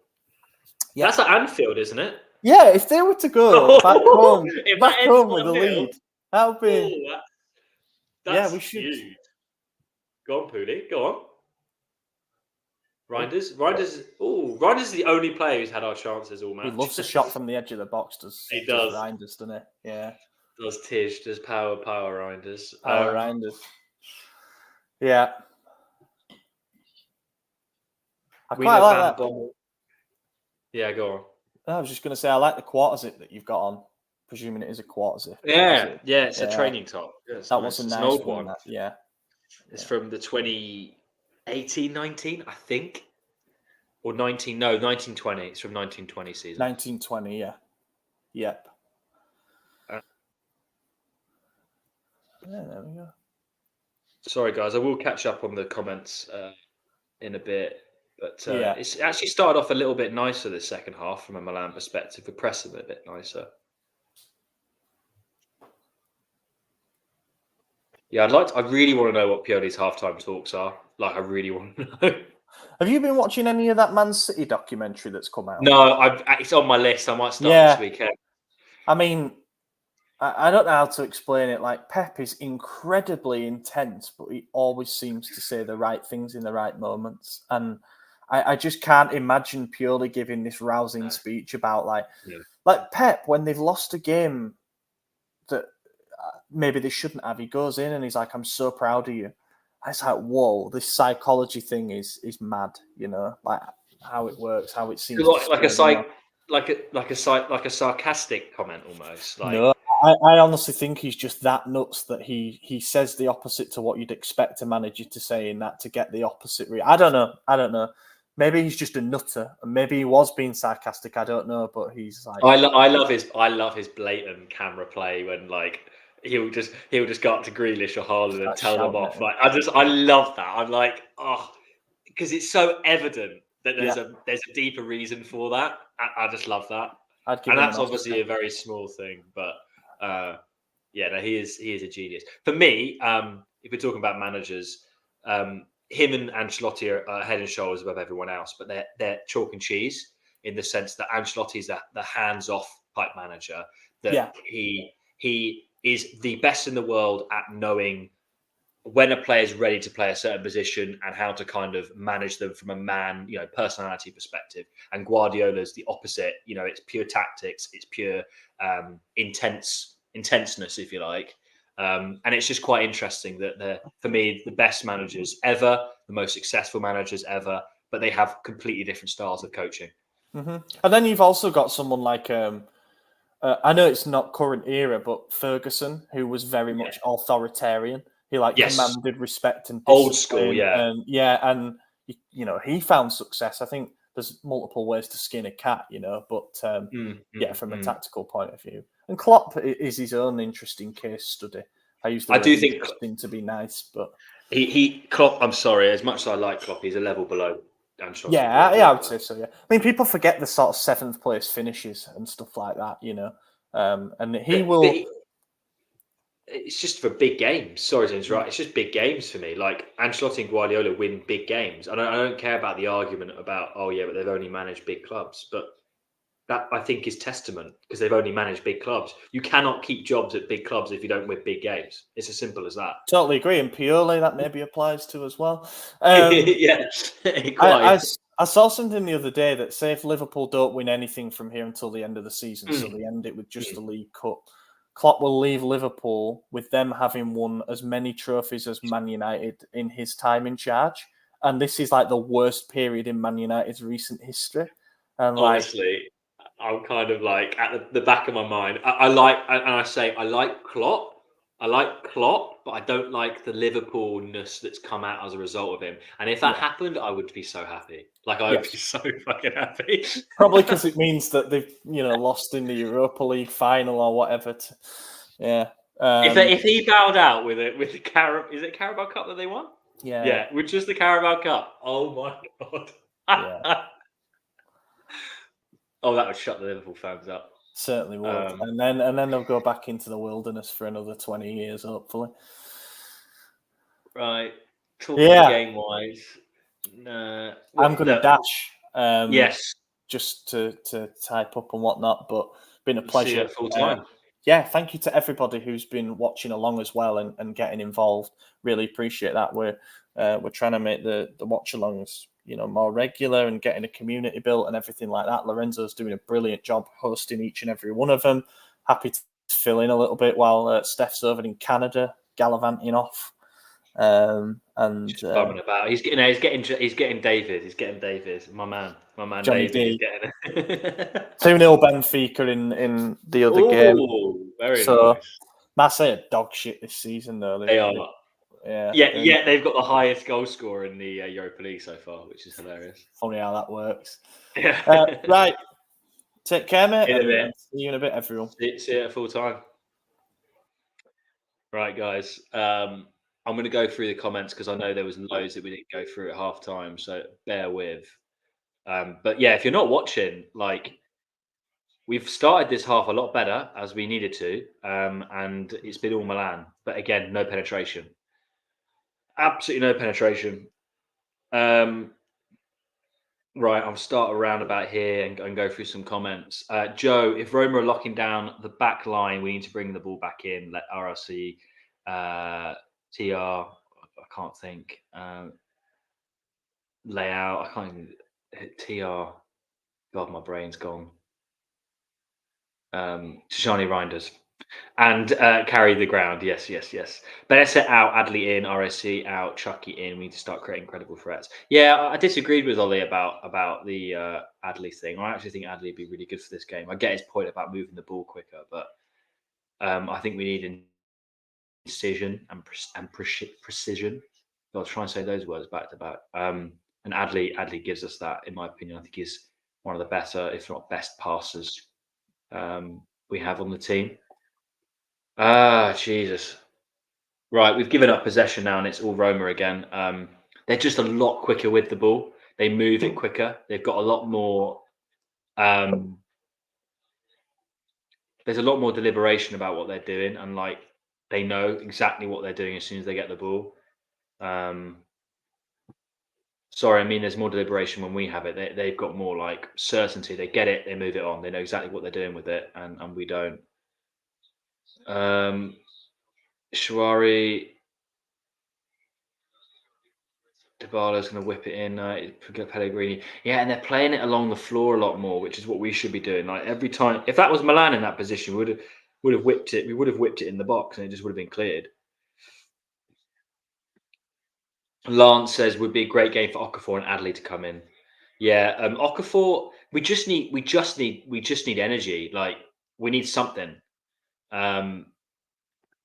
The way we're playing now, just like we got cooked by Inter last year, 2 or 3 passes from opponents midfield, we could our defense open. Yeah, it's been crappy. If you know that Roma will press as soon as you get the ball, try to take them 1 or 2 touches. Well, that was Ollie's comment about moving it quicker. I think this Roma team are easily beatable. They're punishable. They're not infallible at all. De Rossi plays better football. We know that. Fine, they're better than the Mourinho Roma. Fine, but they're not mentally good side. They're not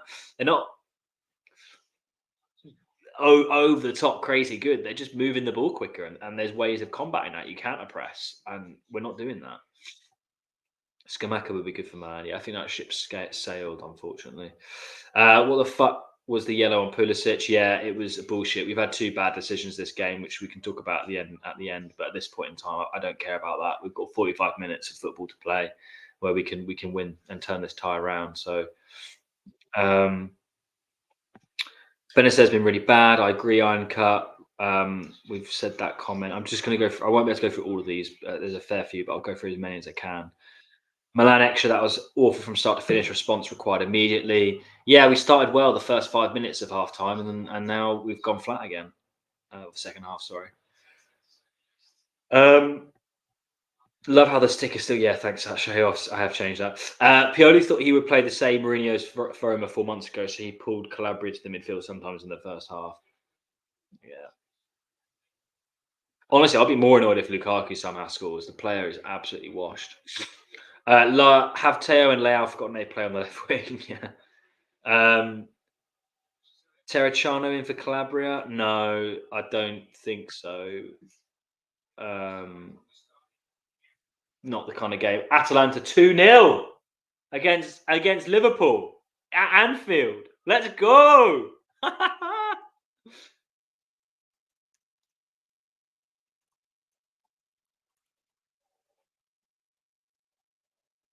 Benacer is fat. Steph, mic drop comment there. Don't disagree. He's definitely put on some pounds. I think Musa needs to come on. Reckon he can shine in the second half. We need energy. If Pioli's not putting changes on the 60th minute, I'll be very, very annoyed because it's clearly not working. This has been awful. Creativity has been dreadful. Yeah, don't disagree. If Pioli brings Kier on, our season's over. Yeah. The Kier warm up was funny. Is there any chance of Kessie leaving Saudi? God, I think Pioli would cream his pants if he was still here. My prediction on the second half is we'll get a red for Chow and on the counter attack. Don't say that, please. Right, I'm catching up slowly. I'm trying to go through as many as I can. We need a Gundogan type of player to unlock the midfield and boss around. I don't know what to say to that comment. Like, I don't necessarily disagree with you, but you know, we're not going to be able to afford that kind of player if that exists. 4-2 Milan brace for Leao, 1 for Reinders, 1 for fucking hell, Boyd. What are you smoking, lad? I want that. 2 assists, Pooley, and 1 from Reinders. Mate, Boyd is on one. Okay, everyone, Boyd, whatever you're having, I want it. I want that. Imagine we lost at home and Atalanta beat Liverpool away. That would be a disaster. That would be so fucking hilarious if Atalanta knock out Liverpool and Roma knock us out. That would be utterly disgraceful. It would be like mental. It would be mental.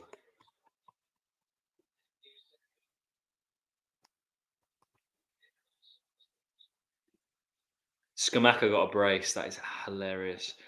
It puts a sense of guilt into his players. They feel like they let him down and still backing them. I don't know what that's referring to. Wuxia. Paul, a 4-3 with 2 midfielders like Rangers and 1 destroyer would work.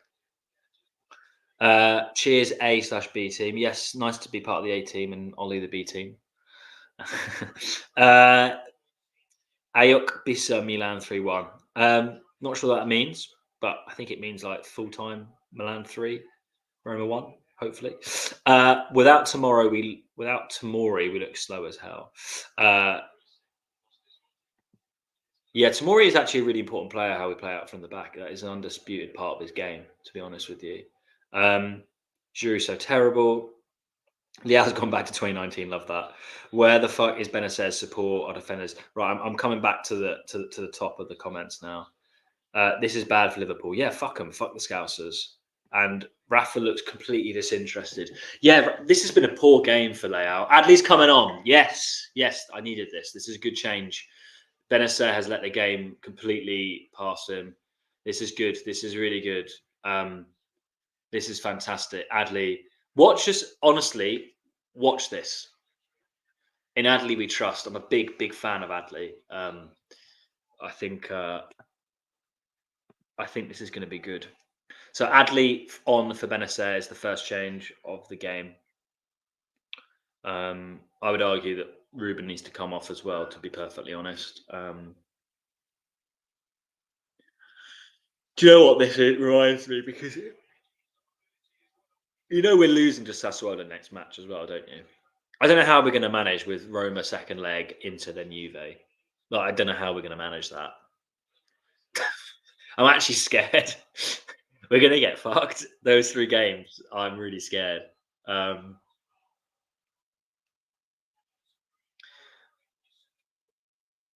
Josh, we trust in Adley because he passes 90% forward. Yeah, you're quite right. I really like Adley. I think he's a really progressive player. He's not perfect. He has a lot of flaws. He can hold on to the ball a little bit too much. He's not very quick, but he's really inventive and he tries things. And in football, you've got to take risks. And I'm a big fan of his progression, his passion for the club, his love for Milan, all of that sort of stuff. Yeah, big fan of Adley. I think he's got a really big future if he just carries on, and we see a little bit more improvement from him. Although he's left his runner there, and Paredes almost scored, so you know. Oh, Pellegrini even. Oh, Jesus Christ! They're just so they want it more. They want it more.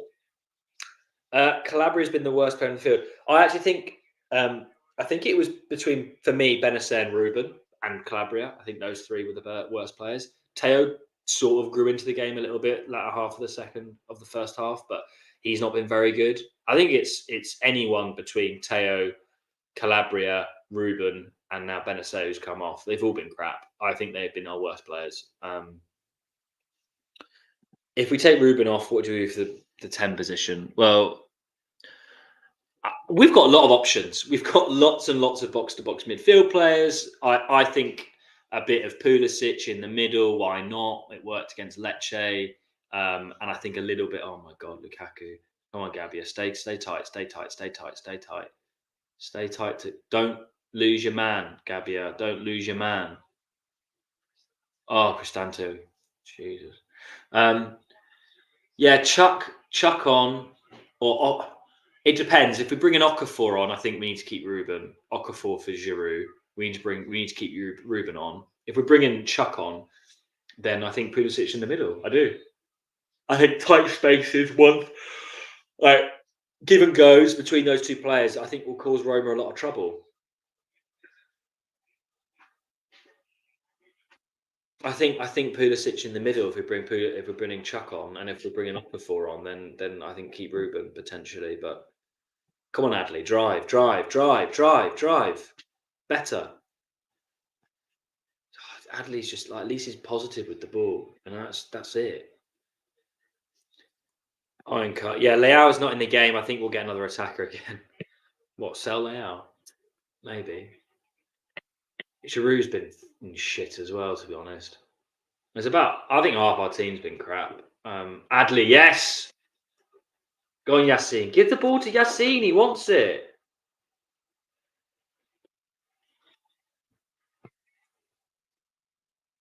Give the ball to Yassine. He wants it. He wants it.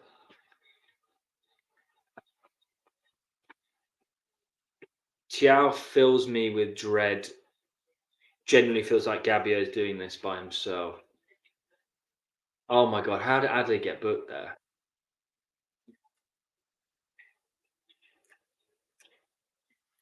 I mean, he did step on his toe. What? That's not a yellow, man. That isn't a yellow. It's a foul. Pioli will play 4-2-2 soon. Yeah, the ref's been shit to us, I can't lie.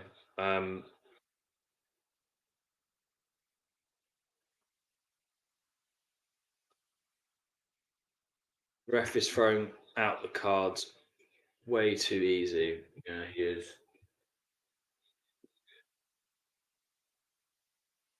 Oh my God, is that another booking?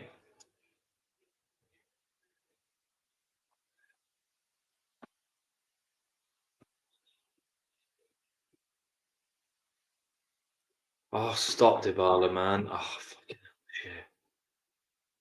Little shit. Chow, come off. Can we get Chow off, please?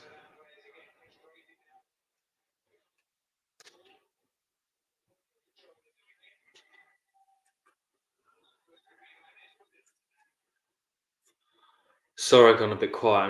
I'm just having a look. Dybala, man. Yeah, the ref's been shit to us, but like,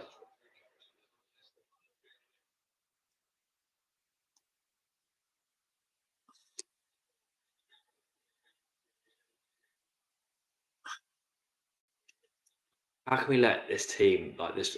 I hate Roma, man. They're just such a nothing side. They're not going to win the Europa League. Do you know what I mean? Like, what's the point? They are wasting so much time throwing themselves to the floor. Small as fuck team mentality. Yeah, they are. They're like Napoli in that sense. Like, just like who cares? They're just like a who cares team. Like, who cares? Chiao has regressed so much since last year. Yeah, I was saying that earlier. If not regressed, he's definitely flatlined. There's a lack of progression there. Roma is playing with us physically and mentally. Yeah, we're being outplayed in a lot. I mean, at least Abal has been whacked out the game, which is good. He'll probably come back on, but he's off for the moment, having some treatment. So he's back on now. But yeah, he looks like he's got a sore leg. So let's take advantage of that. CDK cooking Liverpool while Pioli got cooked by De Rossi. Yeah, funny how things work. That is so funny. This is actually quite. That's made my night. Honestly, in a really twisted way, we lose to Roma, but Atalanta beat Liverpool at home would kind of be a bit of a result. I know it isn't, but it's just funny. Like it's just funny. The look on Liverpool's fan faces will kind of make this loss a little bit easier to swallow. Don't mean to be so negative, but genuinely, this is the most depressing Milan have been to watch for weeks. Yeah, it's classic Pioli, though. I'm sorry, it really is. We play well and then come up in a big occasion and then falter. You know, that's it. There's my cat Merlin. He's being a little shit tonight. No, he's not. He's super cute.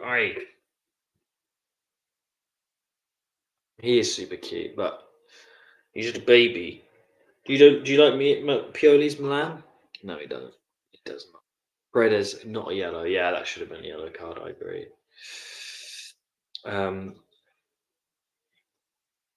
Yeah. Iron Cut. I think we'll make it to the semis, but we are such an inconsistent team. Yeah, it wouldn't be. Do you know what? It wouldn't surprise me that we played dog shit this match, and then second leg with some Adley. See, at least that was a better ball. Again, I don't think we're going to beat Roma on set pieces. They're good at taking them and they're good at defending them. They're a good set piece side, Roma. I think they're the best behind Inter or ahead of Inter, but they're the top two set piece teams, both defending and attacking in the league. So. Oh my god. Oh.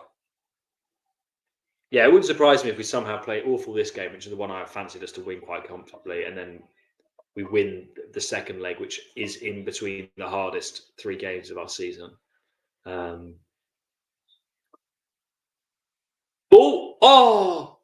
Teo glances. Best chance of our match. Best chance of the game for Milan.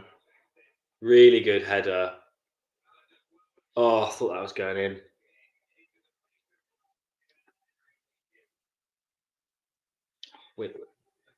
Can Pioli make a change, please? Can Pioli make a change, please? Pioli. Stefano. Dime.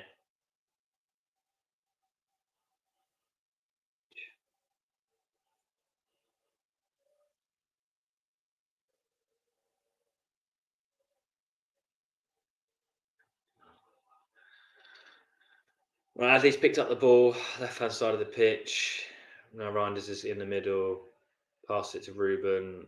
Ruben back to Chow. Adley, nice incisive pass. That's what we need. A little bit of layout cross. No one. Are we trying to get a penalty? Like, is that the sort of play at this point? Bring on John Dahl Thomason. Yeah, that would be nice. He's just what is his stupid little fucking flicks, mate. Oh, it's so one-dimensional. Do you know what Pioli's Milan's like? Pioli's Milan is like missionary.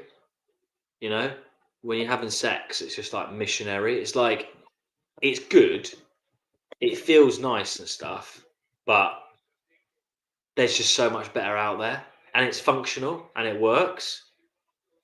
But it's kind of boring. It's not exciting. It's not daring. Where's the foreplay? Do you know what I mean? It's just missionary. It's like it'll get you top 4. It will, or to continue the metaphor, it will get you off. But it's like Cool. That's Pioli's Milan.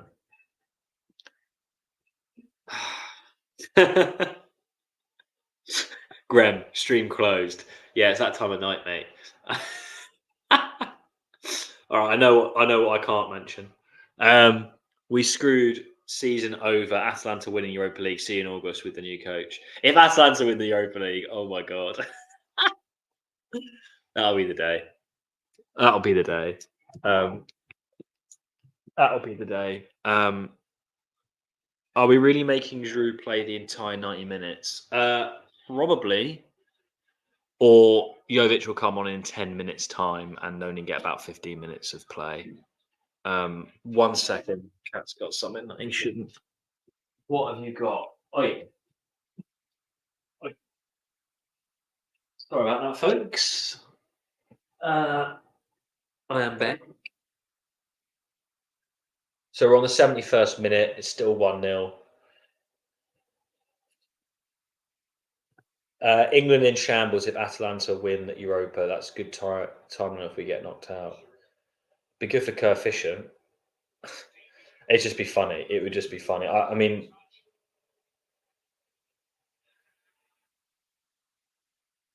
in a way, even though I hate Atalanta, there will always be a small club. I also love Bergamo. I think it's a really cool place. If you've ever been, oh, good shot by Reinders. Reinders is the only player that's had shots all game.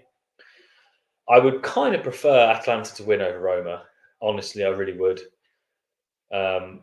It would just be funny if Atalanta won the Europa League. I'd kind of like laugh it off. And it would be hilarious from a Pioli perspective. CDK lifting a Europa League trophy would be unbelievably funny. Pulisic needs to get out for Chukwueze. Absolute garbage performance. Yeah, I'd like to see Chuck on, by the way, rookie. I would.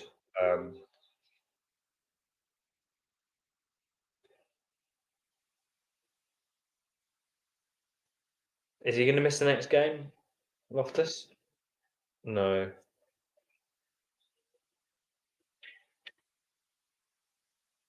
That's such a good challenge. What on earth is going on? He wins the ball. How is that a yellow card? Yeah, what is happening? We're letting UEFA fucking us tonight. That was a great tackle. Refs atrocious. Yeah, I agree. Like we're not getting anything on this in this game. Like we're not getting anything at all. Nothing is going our way.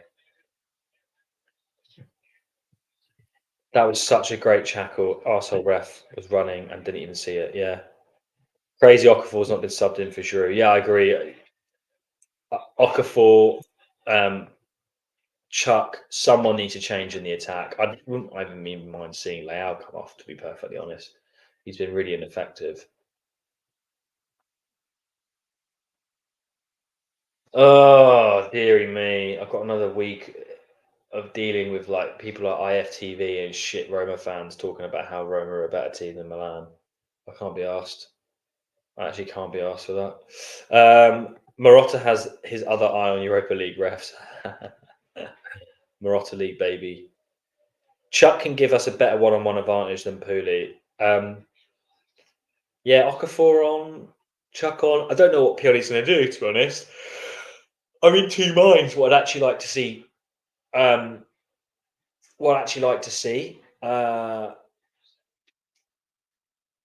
think Leao should play the full 90 because I don't think he's necessarily needed against Sassuolo. Adley, that was terrible. But hey, forced to save. Forced to save. Call me crazy, but I'm not worried at 1-0. This is a bad performance, no question, but we'll have Fick back in second leg and we're much better away from home. Yeah, weirdly, I actually agree with you, Josh. Our away record, I think, is actually the best in the league, maybe after Inter. But it's very good. And a 1-0, we've been good at the Olympico as well. So we've been good at, he was sniffing it. We've been good at the, go on, Rafa! Oh, we've been good at the Olympico in particular. So foul. Thank you. Well done, Ruben. Pioli changed something in the attack. What's wrong with this man? Another season, another European game where Pioli's team is shite, and unsurprisingly, Adley doesn't even start, even though he's our most creative player. Yeah, I mean, we've been pretty much. We've been better. Not saying a lot, but we have been better since Adley come on. I think that's completely irrefutable.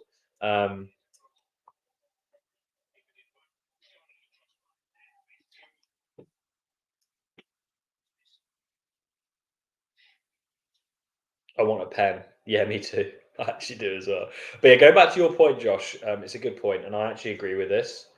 I really agree with this. I think if we can keep it 1-0 or a draw, I actually fancy our chances at the Olympico, even being in goal down. The Olympico is not a fortress type stadium, and our away record is very good. So, and I think Tomori is one of, if not our most important player overall this season. That was definitely true during our bad period in December. So he does bring stability. So I think that's a really pertinent point. I agree with you. Right, Teo standing over this free kick.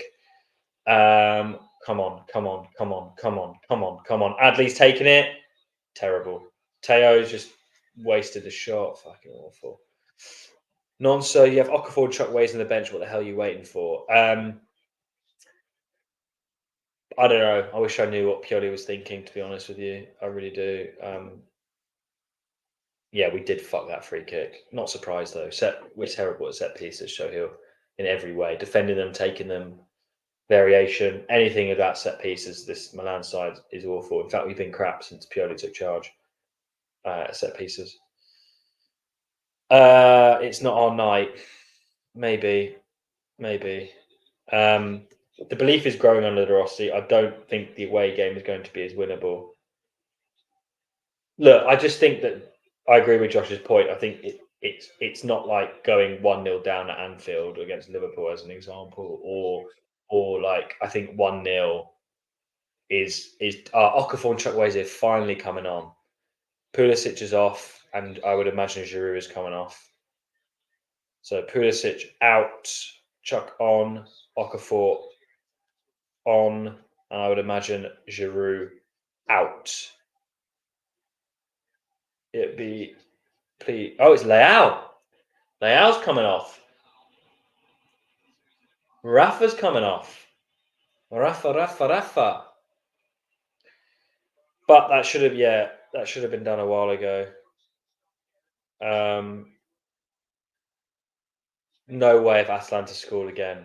Are you telling me it's Divi? If that's true, I'm not even joking. That's actually made my night. Genuinely, is it 3-0? Genuinely, is it 3-0? That is, if that is true, I'm waiting for B to. Oh my god, it is. Divi, you legend. 3-0. Liverpool are losing 3-0 at home. Yes! Sorry, that's made my night now. Oh my fucking god, taking off Pooley and Leao. No, I think that's good, sharpshooter. Leao's been really shit, and I think Chukwueze needed to come on anyway. I don't know why Ruben's still on the pitch, to be honest, but it is what it is. I actually don't. I'm not annoyed at those. Leverkusen have scored. So they're beating West Ham. Oh my god, that is so funny about Liverpool. I'm not going to lie. 3-0 at Anfield. 3-0 at Anfield.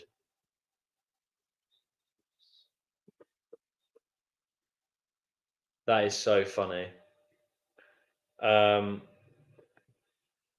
Ruben being on is what I'm bothered about. How is he still on? Yeah, Sharp. I'm on the complete same wavelength as you. I'm kind of annoyed. The best thing he did was win that free kick all game, and that's it basically. Seems like Leverkusen might win it. Yeah, good for them. Don't care. Indifferent to Leverkusen. Like fair play. Be something different in it. That was a good cross by Chuck. Good deep cross. Liverpool somehow win that tie. That would be wild. I don't think they'll win it. Tammy Abraham's coming on. Wow. I don't think Liverpool would be able to score. If it stays 3-0, I don't think Liverpool will be able to score 3 goals in Bergamo because Atalanta are such a dogged side. They'll get players sent off to make sure that game stays, that they win. So I don't see that happening. Leao is our only player that can make something from nothing. You should always stay on. I mean, I would agree, and I also agree because we're playing Sassuolo, who I think we don't actually need Leao for, but he has been shit. RLC off, Jovic on 4-4-2. Yes, Steve. Agreed. I just want a tie. Yeah, I know. Imagine a tie against Roma at home. That's what the great mighty Milan is begging for. But that would be nice. Do you think Gasperini at Milan might actually result in decent attacking performance? Oh my god, no. It might, but he's not a big team coach. He likes to be a big fish in a small pond. He can't deal with being a small fish in a big pond, and that's what he'll be at Milan. I don't think he's got the right mentality for a big team. Gasperini's perfect. He'd be like perfect at Villarreal. He'd be perfect at like a Brighton. If you're talking about Premier League, if you're talking about Bundesliga, he'd be good for like a Stuttgart. Like the teams that are sort of like floating around Champions League places and play exciting football. He's not a traditional top 6 or top 4 club team in whatever league. Gasperini, he's not. He just likes to bully his tactics, and he likes to be a big fish in a small pond, and he's exactly that at Atalanta. We play better football under him, but from a personality perspective, he's not a Milan coach. Unfortunately. Go on, Gabbia. Have a shot. That's such a centre back shot. Why don't you pass it off to Adley? Personally, would love to see Leverkusen win it if we bottle our second leg, of course. Yeah, me too. Like it'd be like fair play. Do you know what I mean? What the fuck, Atlanta? What do they have for breakfast today? Do you know what they had for breakfast today? They had fucking scouse, mate. If you know, you know. Scouse is like what the Scousers are named after. It was a type of food. Didn't Atlanta beat Liverpool and UCL? So I mean, yeah, they did. They have got. That's why I said to a lot of people, I've got to get the cat. One sec. I said to a lot of people about. Oh, go on, Teo. Oh, good run. I said that game's not going to be easy for Liverpool, and I was spot on. Pioli and Allegri weren't big team coaches before Milan. Yeah, but they were. Pioli is an exception. He was a caretaker manager that somehow did really well, and we were in a state of sustainable recoup of costs. So he was a cheap solution, and he overperformed. He was never brought in as the permanent solution. And Allegri, I believe, correct me if I'm wrong, was fairly exciting young coach at the time. Gasperini is an old man. Like, if this is your argument for Gasperini, I don't think that works, to be honest. Gasperini is not a big coach. I don't mean that in terms of like his ability to coach. It's his personality. He's not a big team personality manager. That's it. Like we play better football under him, but he does not have the temperament for a big team. When you are managing a big team, you need to say the right things and do the right actions. And Gasperini doesn't do that for me. Again, it's not about being a winner. It's about temperament and personality to coach a big side. And Gasperini's old. He's older than Pioli, and he likes to be a big fish in a small pond. And if he was at Milan, he'd be a small fish in a big pond.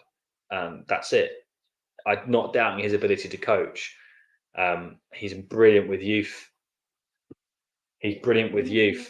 But yeah, Gabbia is the new Giroud. Oh man, Gabbia looks like he pulled a muscle. I don't know, mate. He looks all right. Teo finally showing up to the game. Yeah, well, we're going to get a goal. I actually think we will get a goal. But if anyone to blame, it's Pioli playing Calabria in the middle of the crimes of football. Gasperini didn't do well at Inter. To be fair, neither did Pioli. But yeah, Pioli doesn't have the characteristics.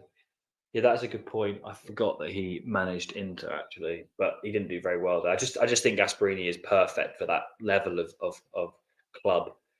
But there's no doubt his tactics are good and he plays good football. He's been at Atalanta a long time, I think 8 years or something like that now. But he's brilliant. I'm just glad they're beating Liverpool. Like fair play. I mean, they're a bogey side for us, and Gasperini doesn't like Milan, but I'm glad they're beating Liverpool.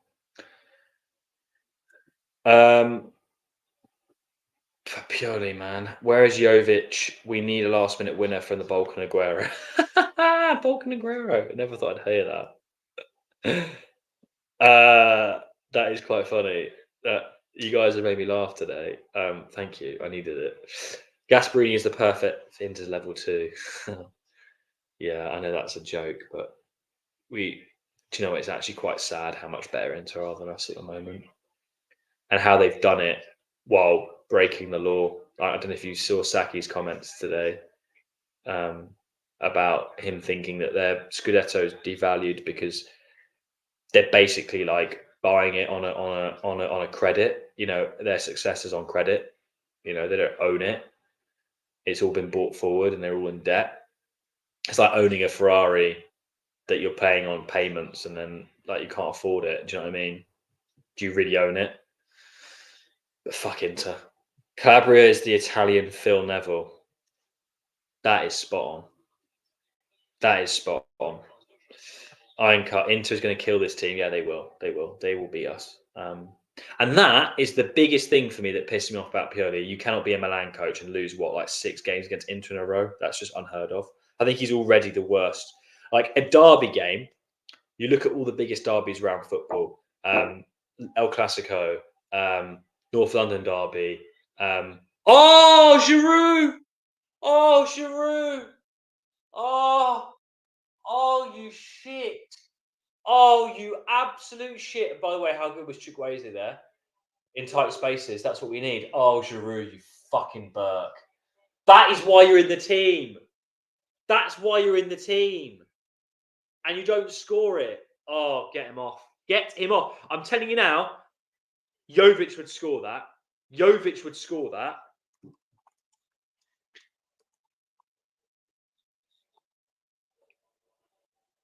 That's pissed me off. Jovic would have scored that. That's all. That Jovic would have scored that. Fuck me. Gasperini would have scored that chance. Cash, that's funny. I know you've been on the Gasperini hype, but that made me laugh. I can't believe that. It's a simple tap in. Shrew ending the season for us. No way it's 1-1, Giroud. You guys all in the same universe as me. Yeah, Steve. I love it, mate. I love that, if only. Oh, fuck me. Honestly, Jovic would have buried that. I'm so angry. Hey, Boniface, our future striker.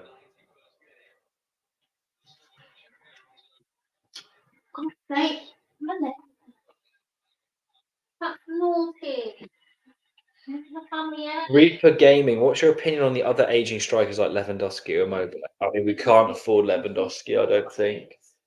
Immobile, no chance. I do not want Immobile anywhere near Milan. I do not want him anywhere near Milan. God, do you know what that shows me? Chukwueze has been brilliant since he's come on. Why hasn't it been on before? Fuck this, man. Good effort by Chuck, wasted by Giroud. Cash, who is the next manager? Because I can't bear another season. Murat. Yeah, we discussed this a bit earlier in the watch along. I don't care. I would take an uninspiring Europa League finish on the Motta if it meant like we're building something exciting. Oh, for fuck's sake. Chuck? Good. No. Oh, for fuck's sake. Fuck you know. What's your opinion on the other aging strikers? Oh, I mean, compared to Giroud. Oh, form-wise? Oh, I see. Like this season. Lewandowski's at a high level. He's a bit younger anyway. Giroud's a better player than Immobile. Oh my god. It's begging to be put in the net. It's begging to be put in the net.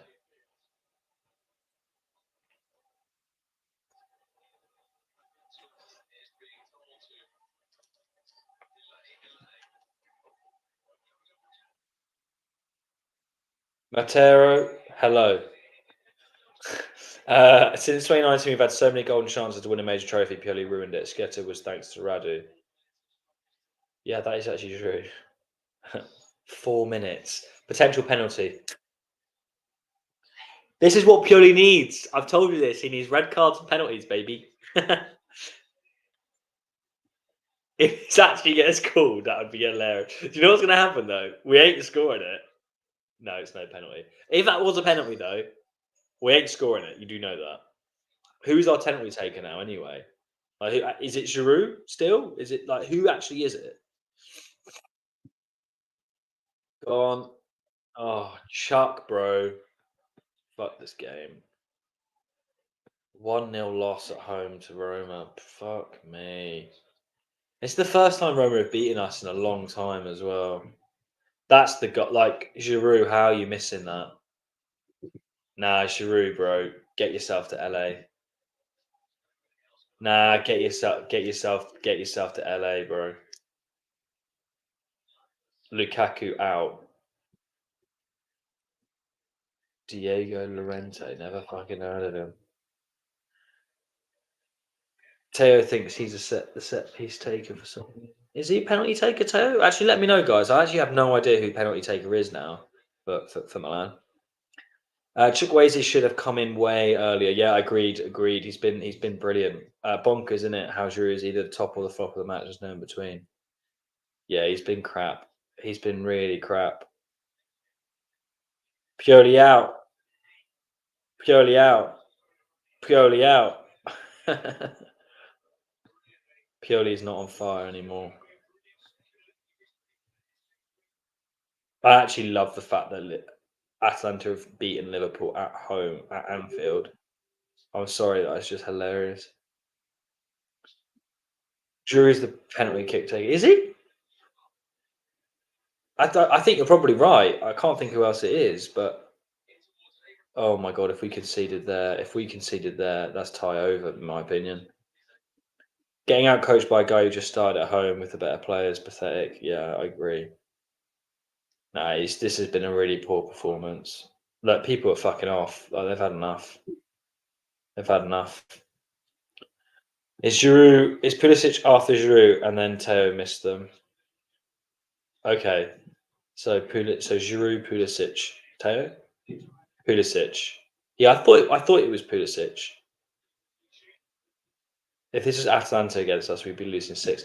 Now, in a weird world, mate, I have to show you how that's not how it works. If we were playing Atalanta, we'd win. That's just how football works, unfortunately. You know that, bro. That's how the game works. We beat them, even though we never beat them. We beat them. Oh, I see. If he's because he's not playing, it would be Giroud. Yeah. Now people are saying purely out, but most fans are backing him after wins against deeper opposition. I don't know if that's true, Lonzo. I don't know if that's necessarily true.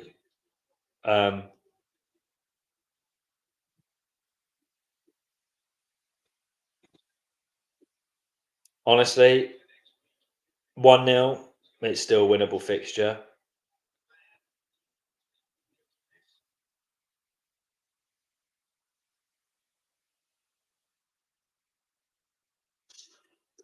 Oh, purely Moto Schwartz like Baggio. Yeah, he makes a lot of average players look quite good. He really do. Oh, Jesus Christ. I'm honestly curious to hear what the purely defenders have to say. I don't know. He's bald. I like his espresso. So keep him in. I don't fucking know. Last chance of the game. Are you ready, guys, to be disappointed? Are you ready? Are you ready? Are you ready? Are you ready? Come on. Yeah, game over. Full time. I mean, we can come back. We can. It's not like it's not all done. It's 1-0. It's 1-0. Do you know what I mean? Like it's doable. Imagine if we scored. Oh, we get a corner.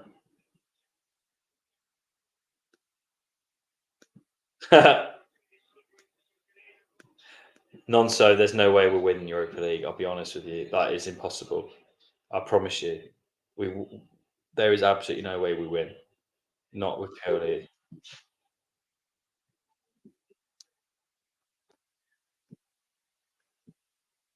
Fucking hell. The strange thing is that Roma haven't even been that good. Yeah, I agree. That corner, first 10 minutes. Pioli chokes in big games. If Milan were to sign a right back to replace Calabria, who would it be? I don't care, mate. I mean, I do. I'm just tired and fed up with this team. I had a long day today. By the way, thank you so much for joining. Ollie's going to come on and we're going to talk about the full time. But thank you so much for joining, guys. I really hope you're enjoying the watch-alongs. I absolutely love doing them, and I really hope you guys are having fun. It's just nice to get a community going, alongside the pod and other things that we're doing, and kind of just get you guys involved a little bit more. Because on the podcast, there's only so much you can do with questions. So this is like a bit more interactive, and we can get a real nice community going. So expect more to come. I mean, looking back at that goal, 17 minutes, Mancini. Jesus Christ. But yeah, thank you guys. I don't know about the right back, mate. I really don't. Terracciano maybe is the answer. He doesn't get time under Pioli. I don't know what to say. On the bright side, we only need 2 goals at the Olympico and we are through.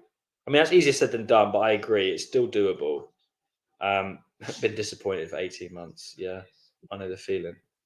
Even if Milan someone gets past, I'm still out. He's done. Yeah, I've said that. Later, guys. PS Pioli out. Fadinho, thank you so much for joining. As always, thank you everyone for joining. Another disgusting performance in Europe at home. Shit refereeing, but we should be so much better. Shit match, thanks for the stream. Iron Cut, pleasure. Thank you for joining. Paul, legend, thank you so much. You can't win shit with a Banter era coach despite having a world-class left-back, goalkeeper, and left wing. Agreed. Kudos to Atalanta for Liverpool. This is a great. That has made my night. I'm not going to lie. That has made my night. Steph is going to be on the flight back via LA. I guess Stefano is what you're talking about. Or maybe it isn't. No, Steph is going to be on the flight back to LA to get Zuri offloaded a few months earlier. Leaving RLC on for 9 minutes is a war crime. Yeah. Philip, when we're eating shit next season with a better team than this season, what will the excuse be? I don't like Conte's attitude. There's no better coach on the market. I disagree, Philip. I think this is a really good chance to get a young coach, an exciting coach that hasn't quite hit the realms of top level. We can't afford the top coaches. I don't think. And Pioli's not going to get us to the next level. So I actually disagree with that. My dead grandma will be a better right back than Calabria. Sharpshooter, got to run. Thanks for running Watchalong. Looking forward to the next one. Yes, Sharp. Lovely as always. It's doable. Guys, Philip, Shohil, all of you have been saying the same thing. Like, it's doable. It's 100% doable. It's not the end of the world. It's just shit because it was a bad performance. And do you know what I mean?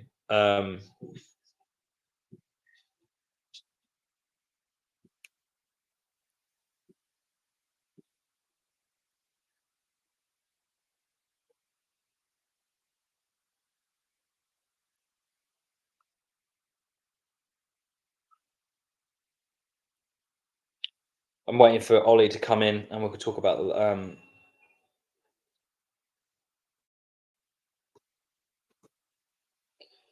the crap side. That's what I mean, Super. I think it's our chance to get someone like a Motta or an Amarin, someone exciting and young. I'd rather have a Barté than Pioli. I want Pioli out. I'm just saying there'll be a billion excuses for not replacing him. Yeah, 100%, 100%. Look, this management, top 4. That's all they care about. And Pioli will get us top 4. He's a top 4 coach. He's good enough. But then again, I think it's because we've got good players. Like I do. I've said this before. I think we have a team that could win the Europa League. Not quite Champions League, but Europa League definitely. I feel shit because we threw away this game for nothing. At least a draw would have sufficed. Fuck off, Pioli. Yeah.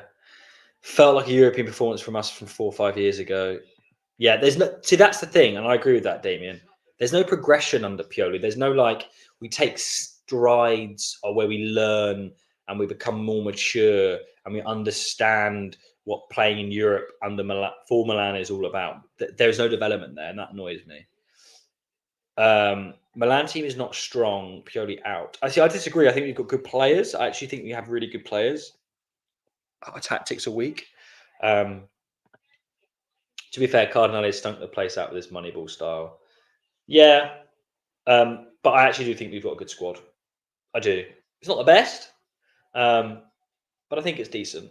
We'll see what it looks like by the end of summer this year. Then I think 2 transfer windows. And although the last one was largely a success, a lot of it was in reaction to Maldini and Massara going. I think this next one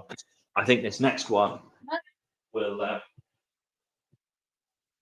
think this next one will really show us the situation. This is my cat Merlin, and he's a little bloody beautiful shit. Motta is lost to you. Do you know? I think that as well. I think he's gone to you though. We should renew Pioli's contract for at least 3 more years. It's been a while since I've seen all old boys game. I'm hoping you're making a joke. I don't get quite what the joke is, but yeah, I agree. I think we've got a great team as well. Fantastic might be a bit of a stretch, but we've got a team that's good enough to win or challenge for the Serie A title, and we've got a team that's good enough to win or seriously challenge for a competition like the Europa League and the Coppa Italia. It's not a Champions League level team just yet, at least to get to the latter stages legitimately, but it's really not far off. And I think with a better coach, not only would we get better because of more transfer windows, but he'd get more out of the players. So yeah, feels like there's no tactics at all. Yeah, there are none. Pioli's tactic is to get the ball to the best player, and inshallah, no tactics, no vision, no ideas. Roma fan here. I was shocked by the low intensity from Milan at the end. Morin, lovely to see you. I mean, fuck you. No, I'm only joking. It's nice to have opposition fans in the chat. Look, I'll be honest. You deserve to win, but I don't think it was because Roma were like leagues better than us. I think it was because you dared a bit more, and we were crap. But that's not to say that you didn't deserve to win, because you did deserve to win that game. But it wasn't because you outclassed us. I think we kind of showed. Merlin! Sorry.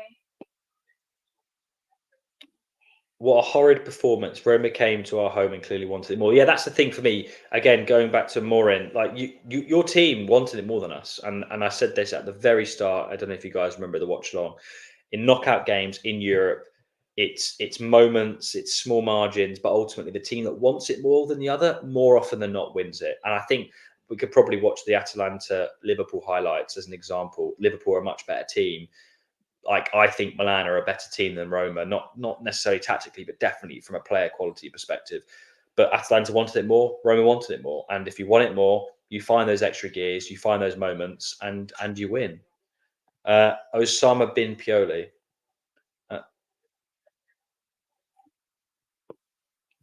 Pioli out. CDK had a great game tonight. We could have used him today. For the fact Pioli doesn't have till this day have an answer for low blocks, and off the ball movement is very bad. It is, but I don't think Roma played low block. They were just wanted it more. They were more intense. They don't play low block. They deserve to win, to be honest. What's my opinion on Pafundi, Udinese player loan to a Swiss team? I don't know a huge amount about him, but there is a lot of talent in Syria.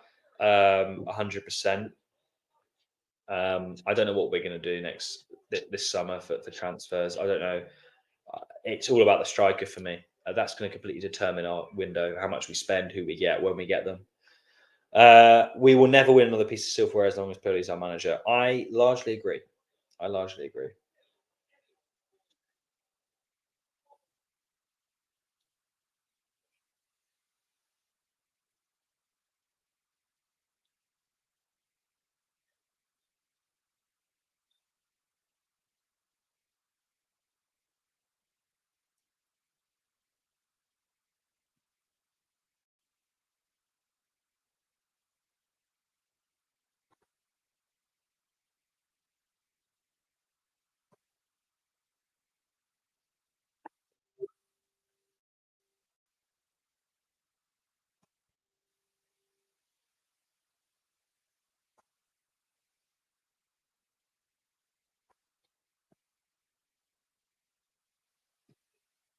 Sorry, guys. I'm just having a look at some things on my computer.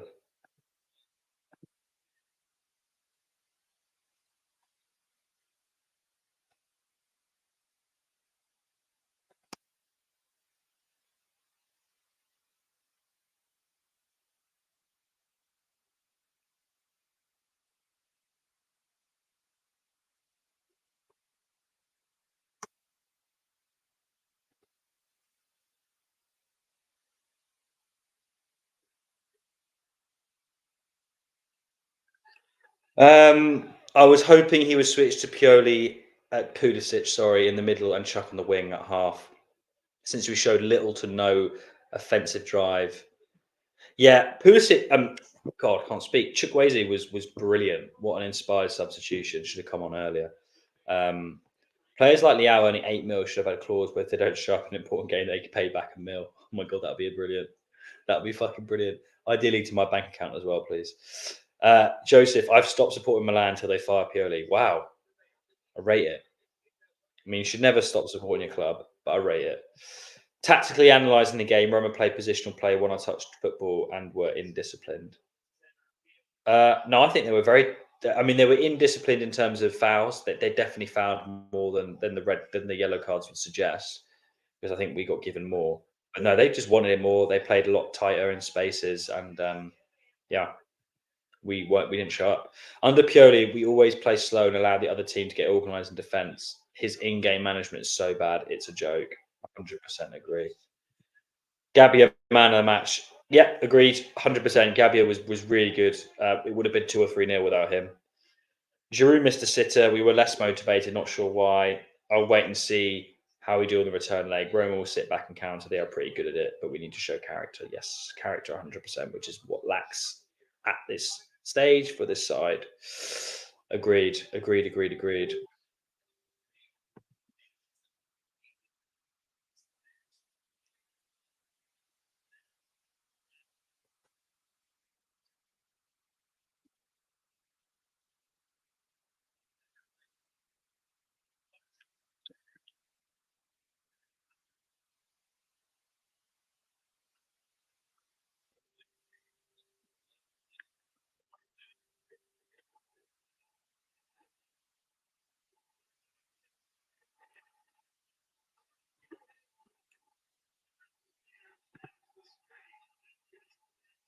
Yeah, we got fucked. Should have been a penalty. Oh, it's bullshit. Guys, I don't know if Ollie's going to join, but I'm kind of tired, so I'm going to head off in a minute, to be perfectly honest. It's been an absolute pleasure. Thank you so much for joining. It's been brilliant. It's been nice. I know it's only been myself, but I hope you guys have still enjoyed it and not been sick of my voice. Yeah, been absolutely brilliant. I'll give it a few more minutes, see if Ollie's going to jump on, but I'm probably gonna hop off shortly. Drew can't score with his foot, mate. Yeah, he can't. The year is 2038. We're still waiting for Jovic to come on in the sub. Where was the fuck? I don't know, mate. I don't know what to say. Chuck for me was needed to come on sooner. He didn't. Zlatan has to take over the mental aspect of the team management, or else the season's over. Oh, forget that, mate. Pioli's lost that a long time ago. He relies on Zlatan. That's probably why he's fucking part of the squad, for God's sake. It's pathetic. The character of a team is a reflection of the coach. Well bloody said, Hassan. And so he'll Forza Milan, the AB team, represent. Guys, with that, I'm checking out. Absolute pleasure. See you next week. There won't be a watch long for the Sassuolo game. I'm busy, but we'll be back for the second leg for Roma, which Steph will be back joining me. So hopefully he can bring a bit of Canadian luck and we can get the W. Well, more than the W, really. Well, no, actually, the W is enough. What am I talking about? Yeah, we just need the W. We win the game, we go through. Get me back to the timeline where our incoming striker and DMs are Jackson Martinez and Togobi. Mate, what the fuck? What realm are you living in? I want that. Yeah, I'm telling you, we're losing to Sassuolo as well. That'd be typical. It's not going to affect us getting top 4, but we will lose. Anyway, peace. Forza Milan. See you guys next week. Cheers.